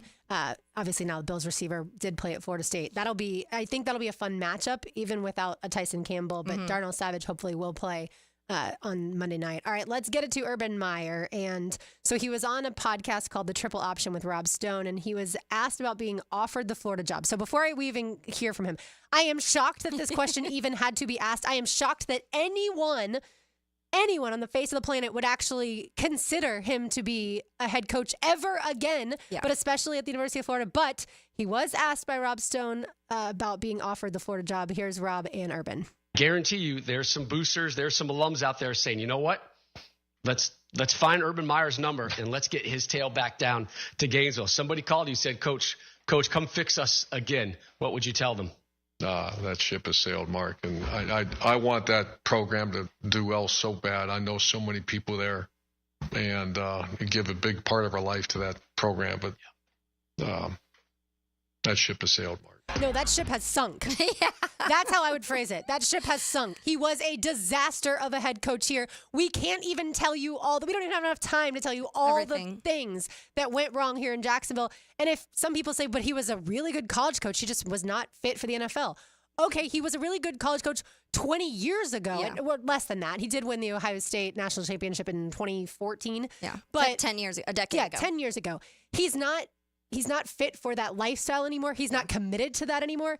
He is someone that I was shocked, like I said, that anyone said, yeah, we'd take him back. He'd win. No, he wouldn't. Yeah. He's done. He also physically kicked his kicker, according to the allegations. He's not the best of people and the guy that you want leading young men into the world, because a part of the coach's job outside of the football is getting them ready for that next step, which is the NFL or sometimes just life. And like, hey, here's your next step. You're going out into the world. You're not 18, 19, 20-year-old kids anymore. But I also think it is interesting. A lot of reasons. Again, there's a book of reasons of why Urban Meyer didn't work here.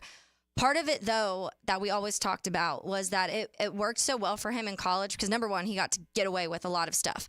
He also, the recruiting element worked in his favor so much. College football is transforming so much closer to what the NFL is when it comes to the transfer portal, when it comes to guys just being able to go where they want to go and leave when they want to leave, when it comes to NIL and having to pay and having to manage money and having to have rosters that are worth $12 million. Urban Meyer wasn't dealing with that in college. And one of his biggest issues in the NFL was he didn't know how to manage that side of things. He knew how to, I don't even know at that point if he knew how to evaluate talent. He got like all of his former people and thought that they could play football at this level, and it didn't work. And that would scare me too now, because I feel like how much of, if you hired him anywhere, how much of it would be him just being like, oh, I coached his brother in 2013 or whatever the case may be. He brought in Tim Tebow. That's what I'm saying. Carlos Hyde was done. Past his prime, yes, absolutely. I just saw, it was funny that just happened because Daniel Griffiths actually was just posting this chart of like, hey, the good and the bad, the best and the worst of Jacksonville and whatever. And this is just a side note because Carlos Hyde was on here. The last 5 years. In the last 5 years. So it was like, I put together charts to show just how productive Jaguars players have been at QB, running back, wide receiver, OT, interior, offensive line, edge, and cornerback. And it's like Tyson Campbell, on fire, probably the best. Christian Kirk, on fire. And then the two bad were Carlos Hyde and Eric Flowers. And I was like, that's what, and he was playing Carlos Hyde over James Robinson at this time. And everybody was like, what are you doing? He didn't know Devon Hamilton's name, and he coached him at Ohio State. There were so many issues. He didn't know the Arizona Cardinals' name was not Phoenix Cardinals. He didn't know. He didn't know. He just didn't care enough to learn either. Like Aaron Donald. You don't know who Aaron Donald is? You have to know who Aaron Donald is. And that's what at this point too. So imagine that. Like now he's going to coach in college football, where now these players, there's multiple players who have been on 2-3 teams at this point. And so not only are you having to learn all of these players that have shifted around, you're having to deal with NIL, you're having to deal with the portal, that the way that it looks now, you're having to deal with these offenses that are closer to NFL offenses now. It's a different world. And I would honestly be interested to hear if any Gator fan would actually accept this. It's almost like the people who take that X back because they're like, it was like comfortable. And so you're like, okay, well, like things were good. You kind of forget all the bad that happened because it was like easy and comfortable and you got along. And so you're like, let's give it another shot because we've grown up now and like things are different. And like, but in the past there were good moments.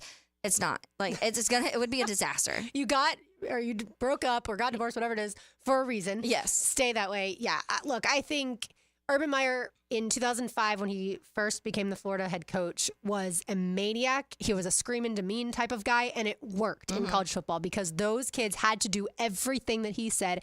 He was certainly a coach that pushed them to the limits, and so by the time they got to Saturdays, they had already done harder stuff in practice. Yeah. And that worked back then, again, because he was a guy that changed the program into a super successful program. But look, like the Aaron Hernandez documentary is about to come out. Like, if you want to relive kind of like that era of college football, or for Florida football, I should say, that's terrible. Like there were so many off the field issues. There are so many stories too, and people that were super close to the program back then will tell you of of fights in the locker room, of players punching coaches and like drugs, all the things. And everyone, though, focused on Tim Tebow and how he was a faith-filled man, and obviously he is. Yeah. And so that distracted from some of the other bad stuff. But not even that. I don't think, put all of that aside, I don't think he could lead a college football program to 10 wins. Like, I don't think he, to your point, would evaluate the proper talent. I don't think he would coach them because he knows, too, what it takes. And that's when he had those health issues multiple times because when he is in that zone, it forces him into a really unhealthy lifestyle. But again, when he was here, he let his team fly back from Cincinnati to Jacksonville and didn't ride on the team plane so that he could stay after and a party. loss, by the way. Correct. Yeah. After the Jaguars lost to the Bengals, he stayed and then went to Columbus, his old stomping grounds, and we all know the viral video and pictures that went out after that. But again, if Florida fans would want him, I would have that conversation with them. Like, absolutely not. He's not a good coach anymore. He once was, but he's not anymore. I would take Nick Saban over Urban in a heartbeat, and I'm assuming most people would too, even if he's older than Urban. Yeah. And I also think that there's maybe some people that are like, oh, well, like players will respect him. I'm not sure they will, honestly, anymore because these players that are in college football now that he'd be taking over were 8, 9, and 10 when Urban was winning even at Ohio State, let alone Florida. Like they were kids, children, maybe not close to being born, some of them. And so they're not looking at Urban Meyer as, oh, I watched this guy growing up and I saw what he could do to a program. No, probably what they're remembering is when they were 10 years old, he was hiding a domestic violence charge on one of his coaches at Ohio State and was leaving with some other lame excuse of why he couldn't coach that year. Yeah, so those are our thoughts on Urban Meyer. Look, I hope his family's doing well. I don't wish them any ill will or anything like that. I do think that Shelly, his wife, is a great human being, and I'm sure that his kids are great. And good for her for tolerating. Right, and I'm not saying that like he's this horrible human being. Like it's not like he's committed murder and all these things. Just saying I don't want him to be the next Florida head coach. That's where I wanted to bring it to. What about John Gruden? I heard one yesterday. Yeah, I heard that he wants to coach again. But there's a lot of off-the-field stuff there, too. Yeah. So can we just get someone who is a really good coach and doesn't bring the drama? All right, Taylor Dahl has a tangent on the other side, as well as our Chick-fil-A giveaway. You are listening to Helmets and Heels on a Sunshine Turf Friday. Find them online at sunshineturf.info. It's 1010XL and 92.5 FM. Helmets and Heels. This hour is brought to you by First Coast Honda Dealers. This crowd is electric. The difference between stepping up and stepping aside can be as simple as being stepped on. And he is slow to get up. Listen for the personal injury attorneys Farah and Farah Injury Update on 1010XL. Jacksonville. Hey, Jacksonville, Taylor Dahl here of Helmets and Heels. Are you looking for a remix on the original Chick-fil-A chicken sandwich? The honey pepper pimento chicken sandwich is a flavorful spin on a familiar favorite created with a Chick-fil-A filet, a drizzle of honey, pickled jalapenos, and a spread of savory pimento cheese. The honey pepper pimento chicken sandwich combines your favorite flavors with a twist. And this year it's back with a bite with a spicy filet option available for a limited time only. So stop by and enjoy one today at your local Chick-fil-A restaurant.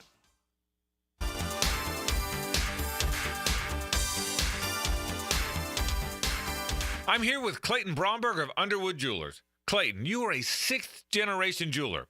What kind of watch do you wear? Frank, I think I've told this story 1,000 times. The watch I wear is a Rolex, and here's why. When my grandfather gave me a gift for graduating from college, he said, I want you to have something that you'll always remember me for. And he gave me a Rolex watch, and some 35 years later, it still runs and looks as good as it did the day I got it, a day I'll always remember. This might be the right time for you to create the same kind of memory, and nothing does it better than a Rolex from Underwood's. Whether it's a lady or a man's, the Rolex Oyster has the classic good looks and incredible durability and accuracy that make it the watch people want to own. And at Underwood's, all of our Rolexes come with a 5-year guarantee. Underwood Jewelers in San Marco, in Avondale, and at the shops of Ponte Vedra. Underwood's, serving excellence since 1928. Underwood Jewelers.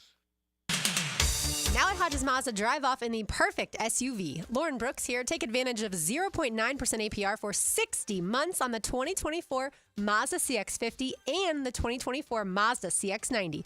Both expertly blend rugged capability with refined luxury, offering versatile performance and sophisticated design to fit your lifestyle.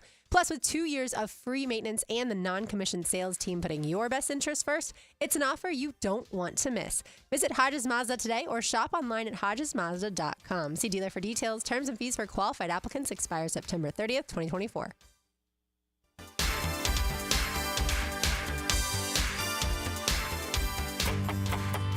Hey, Jacksonville, I'm sure by now you've seen our bright green GFL trucks and containers throughout the greater Jacksonville area. We are an industry leader in solid waste and would love the opportunity to earn your business. We are committed to customer service, reliability, and have unwavering focus on safety. Whether commercial or construction, let us haul your waste away. Call 904-760-5880 to get a quote today. GFL, green for life. Does the building you go to work in every day need a little love and attention? Jason Parker here with Performance Painting. Great companies take great care of the buildings their staff and customers walk into every day. If the building you're in doesn't match the vision you have for your company, we can help. Go to performance-painting.com. Our highly trained team makes the difference. Quality coatings applied with pride. Performance Painting. Pregame Friday is brought to you by MyBookie and Dream Finders Homes on 1010XL. Get off the ladder and put on the helmet with Gutter Helmet of North Florida. We are family owned and manufactured locally. Cleaning your gutters is a dangerous and dirty job. That's why with Gutter Helmet, you'll never clean your gutters again. Water goes in your gutters while trash and debris go on the ground. It won't collect like filters do. Gutter Helmet protects. Call now for 10% off and a free gutter cleaning and tune-up with your purchase of Gutter Helmet. Call 904-762-7779. Don't make a bad call when it comes to servicing your home. Cooling off with a baby pool in the house to fix your air conditioning problem is a bad call. Trying to catch a wave in a flooded bathroom is a bad call. Using a burning electrical panel to make s'mores is a bad call. The next time something goes wrong, make a good call to Donovan. Whether you need air, electric, or plumbing service, Donovan is always a good call. It's why we've been trusted by our customers for almost 40 years and why you can trust us to deliver fast, reliable service to your home. Donovan, always a good call. Visit DonovanAC.com today. It's a Sunshine Turf Friday. The highest quality artificial turf at affordable prices. Visit sunshineturf.info today.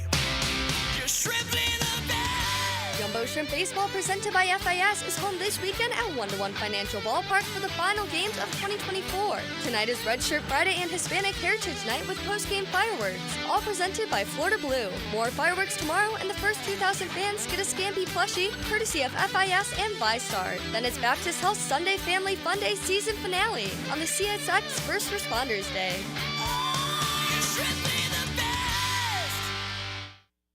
Every weekend is a Stone Cold Sports Weekend. Hey, Dan Hicken here. Watch for the Weekend with Dan on YouTube and Facebook, and I'll help you put together your sports weekend. Weekend with Dan brought to you by Stone Core. We do the outdoors better. Navy Mutual was created by service members for service members, so we know what it means to serve. Our policies have no active duty service restrictions, so you can rest assured that you're covered no matter your duty station, home or abroad. To go even further, we promise that premiums will not be higher for those who serve in dangerous environments, including aviation, diving, or on deployments. Let us help you protect those you love the most. Learn more at NavyMutual.org. Have you tried golfing at the improved Cimarron Golf Club? If you haven't, tell you what, you're missing out on the best deal in Jacksonville. Now, many of you have received a postcard in the mail, and of course, if you bring that with you, $45 plus tax to play. That includes a cart, lunch, and a beer at the brand new Stone Barrel Tap House. Now, go to the website, that is CimarronGolfClub.com, and sign up for the Wild One Loyalty Program. That's the Wild One Loyalty Program, and get all of these specials emailed to you from Cimarron. This right here is as good as it gets. This is life getting lived without obligations or complications. This is filling your cup and savoring the moment. This is the gift of presence, served to you in a place where there's room for everyone and enough to go around. And the best part, it's always Sonny's here. Sonny's Barbecue, local pitmasters since '68. 1010XL is presented by Farah and Farah, exclusive injury law firm of the Jacksonville Jaguars. Protecting you and your family. Call 396-5555. Jacksonville. Helmets and Heels is switched on by First Coast Lighting and Fans. Upscale Lighting, Fans, and Home Decor on 1010XL. Taylor Dahl, RJ Saunders. I'm Lauren Brooks. Mia O'Brien on assignment up in New York. She'll be back on Monday for the kickoff show. Taylor, I realized the other day when we were talking about the song that came on was No Scrubs. Oh, yeah. This is Florida Georgia Line, but we talked about No Scrubs, and I was like, I didn't put that on there. Well, I went back and remembered we added 90s songs. Oh, yes. That was probably me then. For that one day, I added you did it. But I added okay. a bunch of 90s songs specifically because we were talking about the throwback jerseys for the Jaguars. And so I was like, that's why. So I immediately That then makes sense. took it off said playlist just so that we don't end up with TLC again, at least for a little while. All right, before we get to your tangent, we had a couple responses on the text line designed by Lifetime Enclosures. Yeah, we had a couple. And so the first one was an immediate of, oh, hell no. And this was to the response, obviously, if you were a Florida fan, would you take Urban Meyer? Would you like Urban Meyer to come back and coach the Florida Gators? And so the first one was a very quick, oh, hell no. And somebody else said the Urban Miller, which that was a joke, obviously, with on the Jaguars Today show, and they would call him Urban Miller because one person said that, and it was a big joke at that point. Somebody also did say on the other side of things about Urban, I'm a Gator and a Jag, and I would take him back. People get second and third chances in life all the time. Sometimes they do better, and sometimes they don't, but I think we all deserve another chance. And then he did say he's still a heel again, though. But as we believe, getting an NFL job after you've been a head coach at multiple places in college is another chance. Yeah. So you already got your chance. Yeah. And yeah, the guy said Urban Miller committed Jag murder. But yeah, I think that you've had multiple coaching opportunities and you succeeded in your first two, and then massive, as in the big ones that we're talking about in Florida and Ohio State. And then you go and you get this NFL job that honestly, the majority of people, I think I was like the one person in the world that was like, I hate this, but mainly because I just don't like him. And I didn't think he was going to suck as bad as he did as a coach. I just was like, I don't like him as a person. And when I don't like people as people, I can't cheer for them.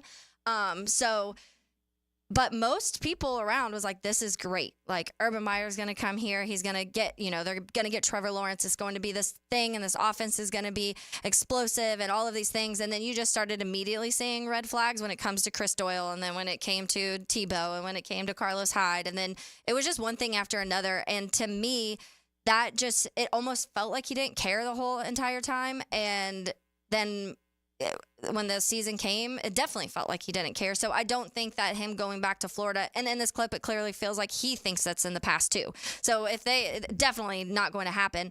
But if Urban Meyer's saying that, then he knows it's done. Yeah, I think he said the ship has sailed. I said the ship has sunk. Yeah. And it's in the past, like you said. All right now it is time for Taylor's Tangent. Now, Taylor's Tangent, served up by Chick-fil-A on 1010XL. All right, we witnessed history last night. Baseball fans witnessed history. Shohei Ohtani became the first player in MLB history to have 50 home runs and 50 steals. And his stat line last night, 6 for 6, 3 home runs, 2 steals, and 10 RBIs. He's incredible. We know that. This was a rehab season for Shohei Ohtani because obviously he wasn't pitching or fielding. So it was just a year to show his offense, and he definitely showed what offense he can have. The steals, I think, are the most impressive because I feel like he just wasn't that player before, but I feel like maybe part of it was he was like, okay, well, I don't have to worry about pitching this week at any point. I don't have to worry about fielding whatsoever. So let me just get these extra steals in when I can, and it worked. But there was a couple cool things out of this. Number one, where it's always fun when you realize you're witnessing like a historical moment, and this is something that in 20, 30 years people will be talking about.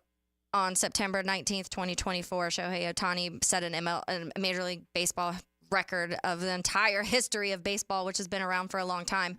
But another thing that stuck out to me, too, is Marlins manager Skip Shoemaker. He, at one point, there's this clip going viral of him talking in the dugout, and it's kind of more so asking, like, do you want to walk him? And the Dodgers were up at this point, 11-3, and so it was just whatever you want to do in this game. But he made the comment and he said, F that. I have too much respect for this guy for that to happen. So it was almost him being like, this is his moment. He's about to make history, and he should rightfully so get that And we moment in suck history. anyway. Yeah, like, what are we going to do? We're down 11-3. So that was a cool moment. But another thing that I saw also people talking about, so the fan who caught the ball, the home run, the 50th home run ball, took it home, did not give it back to the Dodgers. And I was like, good for him. Maybe people are going to be mad at me about this, but good for him. I was like, I want to say the Aaron Judge home run ball, the person did the same thing. I don't remember which number it was, but when he set some record, they ended up selling it for like $2.5 million. Dodgers were not going to give that for a ball. They probably would have been like, here is some like fan cash and like whatever. Shohei can buy it back. That's why I was like, Shohei's worth a ton of money. If he wants that ball, he can go pay for a buy ball. it, yeah. He's paying his guy to gamble on games. He can pay for a ball to get back His if he wants it.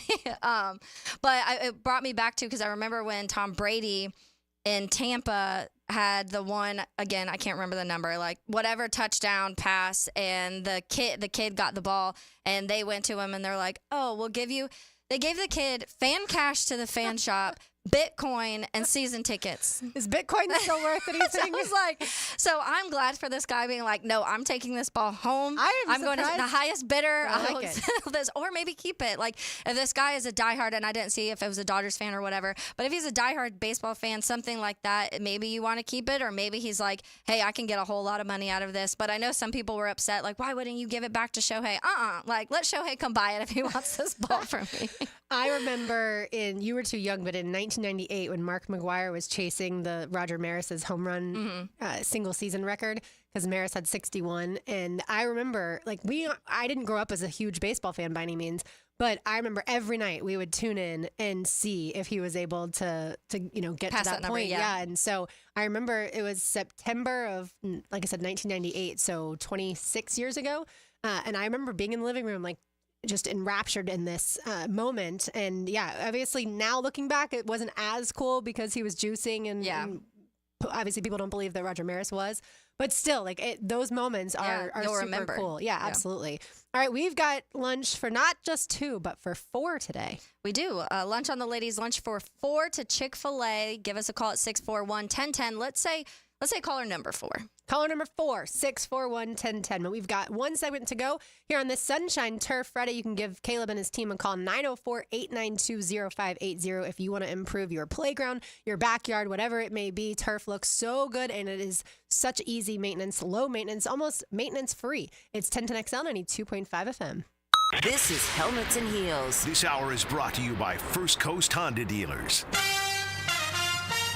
Hey, sports fans, this is Hayes Carlyon from MyBookie. It's been winning season for our listeners over at MyBookie. We're getting a lot of love through the text line with people cashing in. I've been betting too. It makes the game so much more fun. You don't have to bet a lot of money, but it's entertaining. Here are my pro picks this week. The Steelers and Chargers total points has been bet down to 35.5. Look, that's way too low. You got to take the over on that one. I also love to bet against the Titans, and I think Jordan Love is going to be active this weekend for the Packers. But regardless, LaFleur did such a great job with Malik Willis in the win over the Colts. I like the Packers over the Titans. The Falcons are coming off a short week, playing last Monday. The Chiefs are coming to town. Give me Kansas City minus 3.5 over Atlanta. Mahomes over Cousins. For a limited time, MyBookie is bringing the double deposit bonus back. Use that promo code 1010XL. Bet anything, anytime, anywhere with MyBookie. Whole lot of questions right now in Northeast Florida, especially on the football front. I'm also going to guess one question you have is, why Arlington? I'm so glad you asked, because our friends over at Arlington Toyota have so many reasons why your next new Toyota is at Arlington. But first, let me ask you a question. Don't you just love having to drive from lot to lot to lot to try and find good selection? Nobody likes that. And thanks to Arlington, you don't have to. Arlington's lot is packed with new Toyotas in stock in one location, ready to go home with you today. If anything, you might have a hard time deciding with so many to choose from. That's okay, because Arlington has you covered with their 60-day exchange program. That's 60 days to love your new purchase or exchange it for one that you do. Worried about financing? There's the Arlington Credit Helper. You even get a complimentary car wash with every service. Instead of asking why Arlington, I'm going to ask, why aren't you here yet? Stop in person, 10939 Atlantic Boulevard, or online at arlingtontoyota.com. If If you suffer from constant burning, tingling, or numbness in your hands or feet, it could be a serious condition called neuropathy. I'm Dr. Nathan Riddle, DC with Riddle Wellness in Ponte Vedra. Neuropathy is treatable, and we have seen great results by using state-of-the-art, non-invasive therapies to target damaged nerves, reduce symptoms, and improve nerve function. Call 904-395-5598 to schedule your free consultation today and learn how you can live pain-free. Call 904-395-5598. Mia O'Brien here, and let me tell you, folks, even if it's fall, it's still hot outside, which means your AC better be blowing nice and cold on the inside. If for any reason it's not, that's where my friends at Duck Duck Air Conditioning are here to help. Their qualified service techs can handle any type of cooling issue at your home or business. So don't deal with the summer heat outside and inside. Give Duck Duck AC a call today, 904-862-6769, or online at duckduckac.com. Duck Duck AC is a licensed mechanical contractor.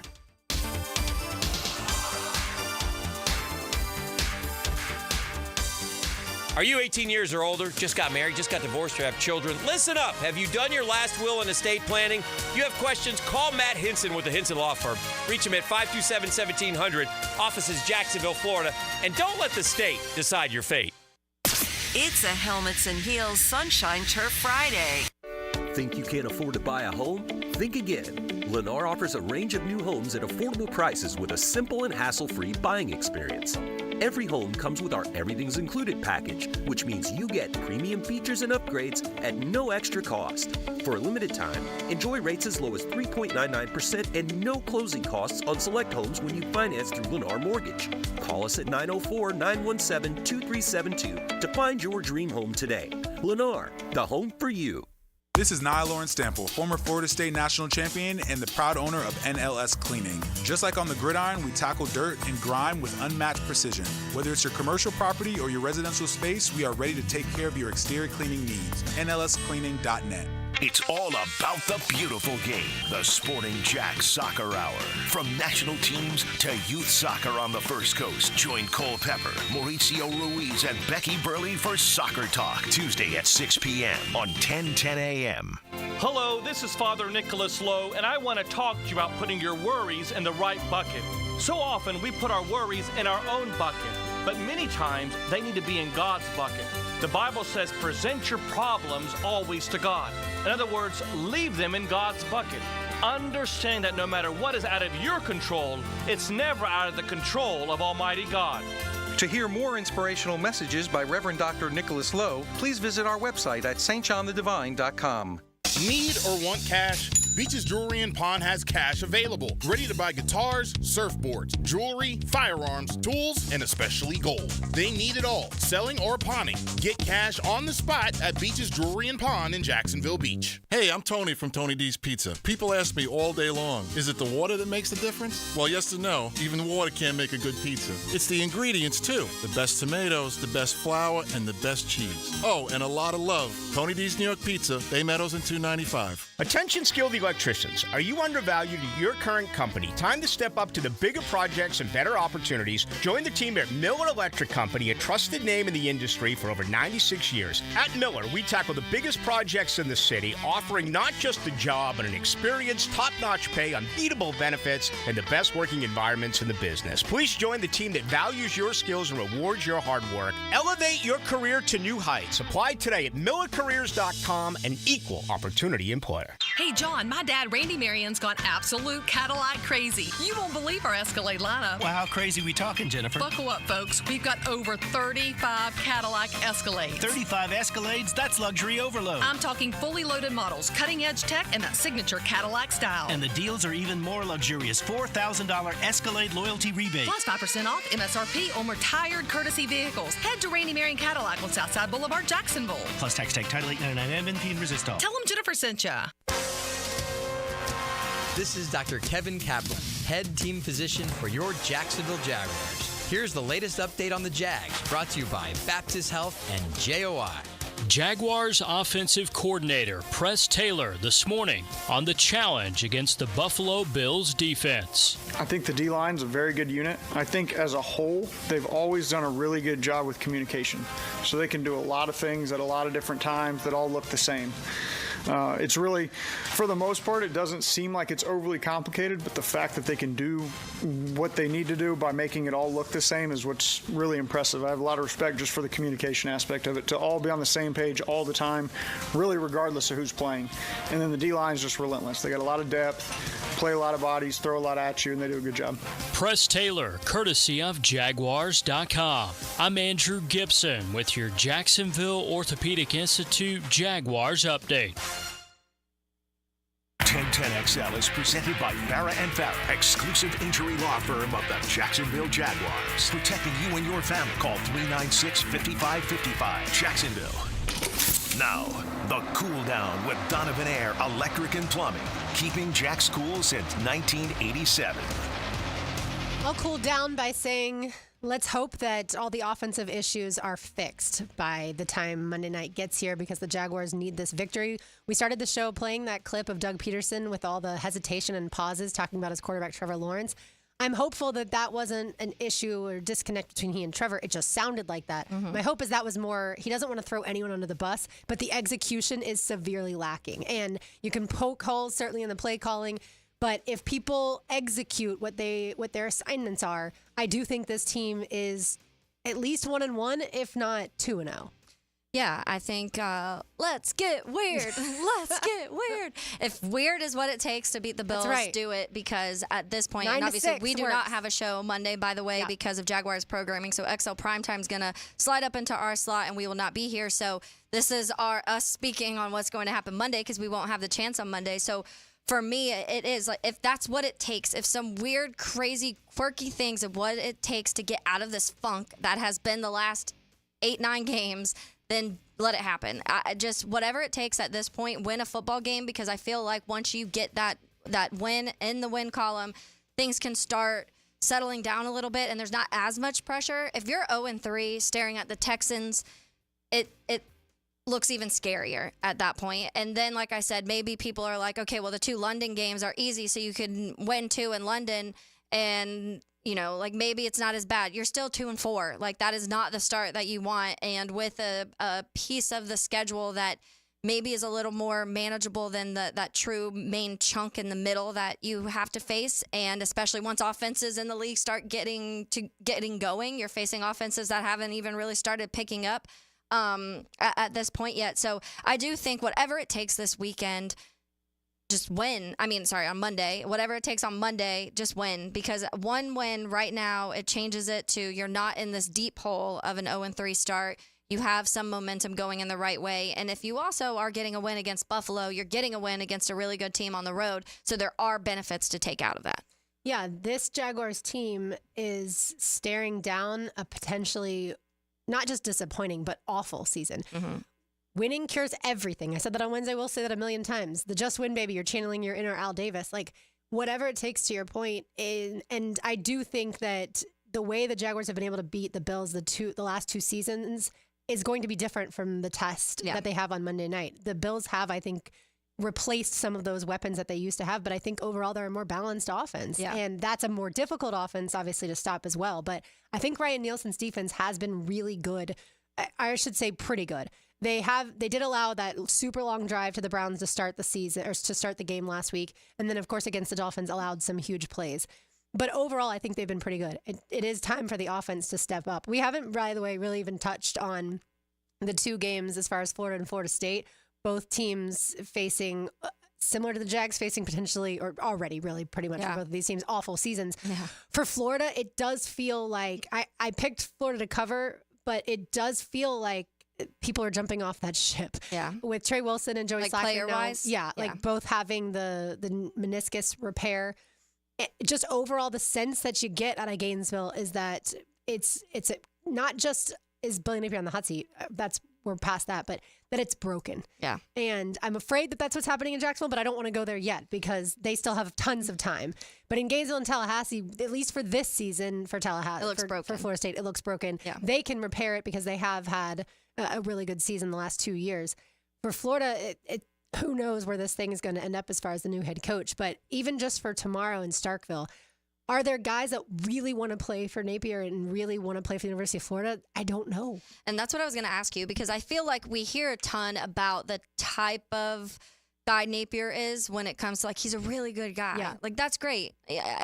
That's fantastic. And I've never heard anything different from anybody when it comes to that side of things. But at the same time, these kids, most of them have 3-4 years in college. We know now some go beyond that. Miami has it's like double that. Yeah. But when you have that limited time to kind of prove yourself, and a lot of these guys' goals is getting to that next level of the NFL, and you don't feel like you are on a team or with a coach that can get you drafted or can get you to that next level and be seen, then it probably does start to frustrate you and wear on you. So how many of these players are still like, Napier's our coach, let's go play for them? And how many are like, this season's frustrating, he's got to go because I want to be noticed. I want to be on a team that's at least competitive. Well, and that's, I think, the biggest question is, let's say they fired him if Florida loses to Mississippi State on Saturday or Sunday. Who's the guy that's going to step in and be the interim, and are they going to be more successful? I mean, as bad as Napier has been, but is it going to get better with an interim with coach? Somebody else, yeah. I mean, certainly you're not going to elevate Austin Armstrong, the co-defensive coordinator. Yeah. Maybe the other co-defensive coordinator, Ron Roberts, because he's seasoned. But it's just, I don't know that the players are going to get much better. They're not going to get much better, but I don't know that things change for the positive. And look, this was the quote-unquote winnable part of the schedule with Miami and Samford and Texas A&M and Mississippi State and UCF. And then the back half of the schedule, we talked about Georgia's difficult schedule. Florida's, it's like a train coming right now. Yeah, and it's like, have they just given up? I think tomorrow is a really important test for that. As for FSU, I don't see a way in which the Noles beat Cal. Yeah. And the only positive for FSU is Cal had to travel a long distance. But what else is there? I mean, talk about an offense that's broken and a defense that looks like they've given up. I mean, I don't see anything positive outside of maybe special teams for FSU. Well, and Rick said when we talked to him on Tuesday that he felt the defense played better this last game. So we'll see if that's something that starts to continue, because we've talked before, you lose somebody like Jared Verse. That's a big piece of your defense that you're losing. And that was my whole question all offseason, is how close is Florida State to being that team that can just reload when these guys get drafted and you lose the amount of guys you are? The answer is they're not there. They're kind of far from being that team at this moment. But you get guys that you've talked a ton about when you're talking about Marvin Harrison Jr. and you're talking about Peyton, what's his first name? Patrick Peyton. And those are two guys that have been talked about all offseason about being able to step up and replace Jared Verse and still be able to be these like strong defensive pieces that can still at least pull this defense into maybe what would have been a little bit of some humps early. But it looks like they haven't really been able to play on par to what most people expected. So in that light, is that because it's a lot of new pieces? Is that because they're trying to learn how to play with losing one of their biggest somebody on the biggest defensive side of the ball? And then can they start to get better? And that's what I think Rick Ballou said. He saw a lot of more positives in this last week than they did previously. I don't know what that says when you're playing Memphis. Like, I don't know how much you take out of that. But I do think that if you feel like you are getting better, you would expect Florida State to continue growth there on that side of the ball either. But it looks almost like helpless on the offensive side of the ball to me, because I know it's not even all on DJ Uiagalelei, and a lot of people want to put it all on him, but it's not. They can't run the ball. The offensive line doesn't look good. It doesn't look like they can help with much, whether it comes to run blocking or pass protecting or against the pass rush. And so when you have all of those issues on the offense, your defense has to be perfect, and your defense has to be one of these ones that are pulling you out of the gutter, and they just don't have that at this moment. Yeah, it's going to be interesting to see, I think, the future of Florida State. Mike Norvell will be the head coach next year. There's no question about that. But what does he do? Does he look to the transfer portal as heavily as he has in the past? Did that let him down this year and that burn him a little bit? Or did those players kind of burn him for the transfer portal? That part will be interesting. Do we start to see a different quarterback play this year? Like you said, it's not all DJ Uiagalelei's fault, but at the end of the day, he's the leader. Yeah. And if he's not leading you where you want to go, do you replace him with Brock Glenn or Luke Kromenhoek? It's going to be interesting to see. If Florida and Florida State both win on Saturday, it's going to be such a sigh of relief for the fans. Again, Florida had a fun game against Samford. Certainly got to see DJ Lagway and all of his skill sets. But, I mean, it is, again, no offense to Samford, but it is just Samford. Before we get out of here. Did you see, because I've heard, like, Frank and Hayes were talking about this, too, when it comes to Lagway, because they had was it? I'm trying to remember who they had on. Maybe Shane Matthews was on. And has he been a Graham Mertz guy like from the beginning? Like was very high on Graham Mertz. He's always liked him. Okay. Because I want to say he made comments about I want to say it was Shane Matthews making comments about Graham Mertz and I'm how sure it was during the that State Farm College Football he needs to be starting is what he said. Yeah. And he was like, at this point, I know people like the like flashy fun what DJ Lagway brought for that game, but Graham Mertz needs to be out there. Do you agree with that, or would you still like to see Lagway out there? I mean, because I'm not there in practice, and I think Shane is a little bit closer, I'd trust his opinion over mine. But as far as just being a fan and watching, you want to see what Lagway has. And you want him to go through his growing pains this year ahead of next season. But it just feels like Billy Napier is going to give Mertz playing time, then he's going to give Lagway playing time, then he's going to give Mertz playing time, then he's going to give Lagway playing time. Which is giving nobody any help, honestly. Correct. You are disrupting the flow of everything. When Steve Spurrier rotated quarterbacks, he didn't do it like that. Yeah. And he also is an offensive genius when it comes to college football. Before we get out of here, I did want to touch on one funny thing. That would be Derek Carr. And the fact that he was fined over $14,000 for impersonating Michael Jackson's famous dance in the end zone when the Saints scored over the weekend. Derek Carr, to me, all of a sudden, and look, I don't think he's a very good quarterback, but he's always had great stats. He's just not a guy that I think can win you a Super Bowl or can even win you an AFC championship. But I feel like he's all of a sudden been he's shed whatever. Yeah. Was terrible just dragging football. him down. He was dragging him down, right? And now all of a sudden we're seeing him play free and easy. Because it wasn't even just when you were when you would talk about Derek Carr the last couple years, it wasn't even the fact that he wasn't playing very good football. It was also that it seemed like the locker room definitely and the Raiders completely gave up on him. Even last year, there were moments in New Orleans locker room that also felt like you were getting the same vibe. Like you talk about body. Yeah, thanks, Matt. Just welcome Matt to the studio. But you would talk about body language, and you would feel these players almost frustrated with Derek Carr last year. That seems like it's gone, but we talk about it. If you win football games, that stuff can be pushed aside a little bit. I tweeted about it too because I was like, he got fined. You said $14,000 for the celebration dance that he did. When I just went on my rant the other day about how Azeez Al-Shaair punched Roshan Johnson on the sideline, he didn't get flagged, and he got fined $3,000 less. And I was like, coming from a league who is constantly like, we're here for player safety, and especially to people's heads when we're having these concussions, but you can punch him in the head, and we'll fine Derek Carr for doing a dance when he gets a touchdown. Yeah, if you didn't see the dance, it is a little inappropriate, I suppose. That's why the NFL ruled that. All right, let's say hello to XL Primetime.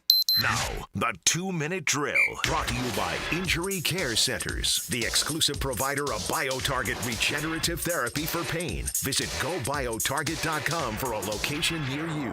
I'm going to take people behind the scenes. Matt accidentally knocked his Yeti cup over, and that hurts my heart because there were so many times, Taylor, when I was on the Frangie show, Matt would accidentally leave his Yeti, and I would make sure that it safely got to him the next day. So now you're beating up this cup that I worked so hard for you to make sure you still have. Well, it scared me. I was like, what? It was a loud noises. I was taken aback by I'm looking at the TV and I see Pat McAfee with a cowboy hat and a wife beater shirt on. Yep. And he's talking to Nick Saban, who's dressed down, jacket on, and there's something about it that just doesn't jibe. I know. I want so badly for Nick Saban to walk out with a tank top on one week. So badly. He is a West Virginia guy, so you never know. I know. Tank tops are fine as long as, I don't know, you're not talking to Nick Saban on national television, but that's Pat McAfee. Matt. I don't know if I'd go tank tops are fine. It depends. Women, yes. Men, I don't know about that. There's a lot going on in college football this weekend. I think the key matchup, we won't even talk about Florida and Florida State, but the key matchup, obviously, Tennessee at Oklahoma. I think Josh Heupel's team, and I say it Nico Iamaleava, but you say it Iamaleava? No, Iamaleava. Iamaleava, okay. It's not Joe who says we it. I don't even know what he says. He makes it up. He says, He literally makes it up. He does. I think that offense is talented enough to put 40 up on Oklahoma, but what say you?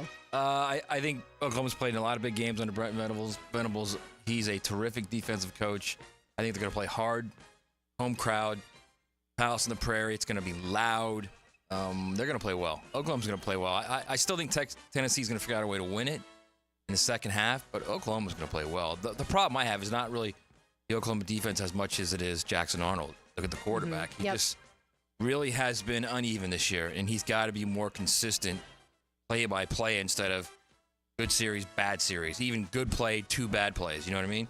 If he gets more consistent, they have the ability to win a lot of games, but he's not playing well right now. What about another one we were talking about is Utah-Oklahoma State. Cam Rising back. How much does that factor into what that matchup looks like? Allegedly, he's back. Oh, allegedly. Allegedly. Oh. Well, I mean, remember last year we were told he's going to be back every week, and that never happened. That was a knee, though. This is a He's got a cut on his finger, on his throwing hand. So I don't know where it's going to be. If it's Zach Wilson's brother back there, it's going to be a long day. Yeah. But if he's playing, it'll be a fun game. It's 2 of the 3 Big 12 favorites right now, the other being Kansas State. I agree. That's going to be a very under-the-radar fun game. That and USC Michigan? Yeah. Because, I mean, Michigan right now, it's almost manhood time because you got embarrassed by Texas when they came in. Now it's USC coming in. First Big Ten game for USC. Mm-hmm. Michigan's changed his quarterback. They're going with Alex Orji, who's more of a run guy. So he's not going to be throwing the ball like Davis Warren was. And now they're basically just going to play bully ball. They're just going to try and run and play defense. And I don't know that that's going to work against USC. So we'll see. The Harbaugh hitting Justin Herbert video went viral, of course. Love and it. I was like, so funny. But I was like, people, you don't remember Wilton Spate? He did that to Wilton Spate, who was the Michigan quarterback once upon a time. Right. And before that, he did it to Alex Smith. Like, you people just haven't been watching football as long as we Well, have. Mayo did it last night. Yeah. So, I mean, I don't. Well, is everybody upset about that? Is that what it is? No. Well, people were just like, Because it was Herbert said he awkward wasn't almost, ready for but it. Herbert was like, I didn't know he was going to go that long. And I was sitting here like, he's done that with multiple other quarterbacs. You're just not paying Because attention. he's like trying to walk away. I mean, like at least 10. Yeah. And But he just Herbert's hits like him on the starting to pads. walk away, and then he just keeps going. And Herbert's like, oh, okay, like, do I The stay? shoulder pads are all over. Chest, shoulder pads, back, okay. chest for sure. It's but- just like I said, if you look up Harbaugh hitting Alex Smith, you'll see the exact same thing. Same with Wilton Spate. Because I remember somebody seeing should have it- talked to Herbert and been like, just to let you know, Justin, be prepared. Be prepared. He will attack you. Matt, before we let you go, is Texas better than Georgia? Quick answer. I don't know. It's crazy that Texas has 2 starting caliber quarterbacks. I think Georgia only has 1. If Georgia's playing at its top level and Texas is playing at its top level, that'll be a hell of a game. But I think Georgia wins. I think Georgia's a better wins? team, yeah. Okay, well, Georgia certainly has a huge test in a week against Alabama. Which is going to be very, very difficult. Absolutely. Yeah. All right, thanks, Matt. What's coming up on primetime? We are doing Jags with our coach, Dave Campo. Okay. And we've been, kind of a little elevated much of the week, and I don't think it's going to get any better today. No. We're going to be very elevated today. We're also obviously getting into some college football stuff as well. College football show is on tonight as well. It's 6 o'clock. Right, 6 to 7, you and JJ, breaking it all down. Yep. Listen, every Friday. Thank you. Thank you, Matt. Thanks, Matt. All right, that's going to do it for us. For Taylor Dull, for RJ Saunders, for the absent Mia O'Brien, I'm Lauren Brooks. Don't go anywhere. XL Primetime is next. These heels are made for talking, and we will talk to you on Tuesday.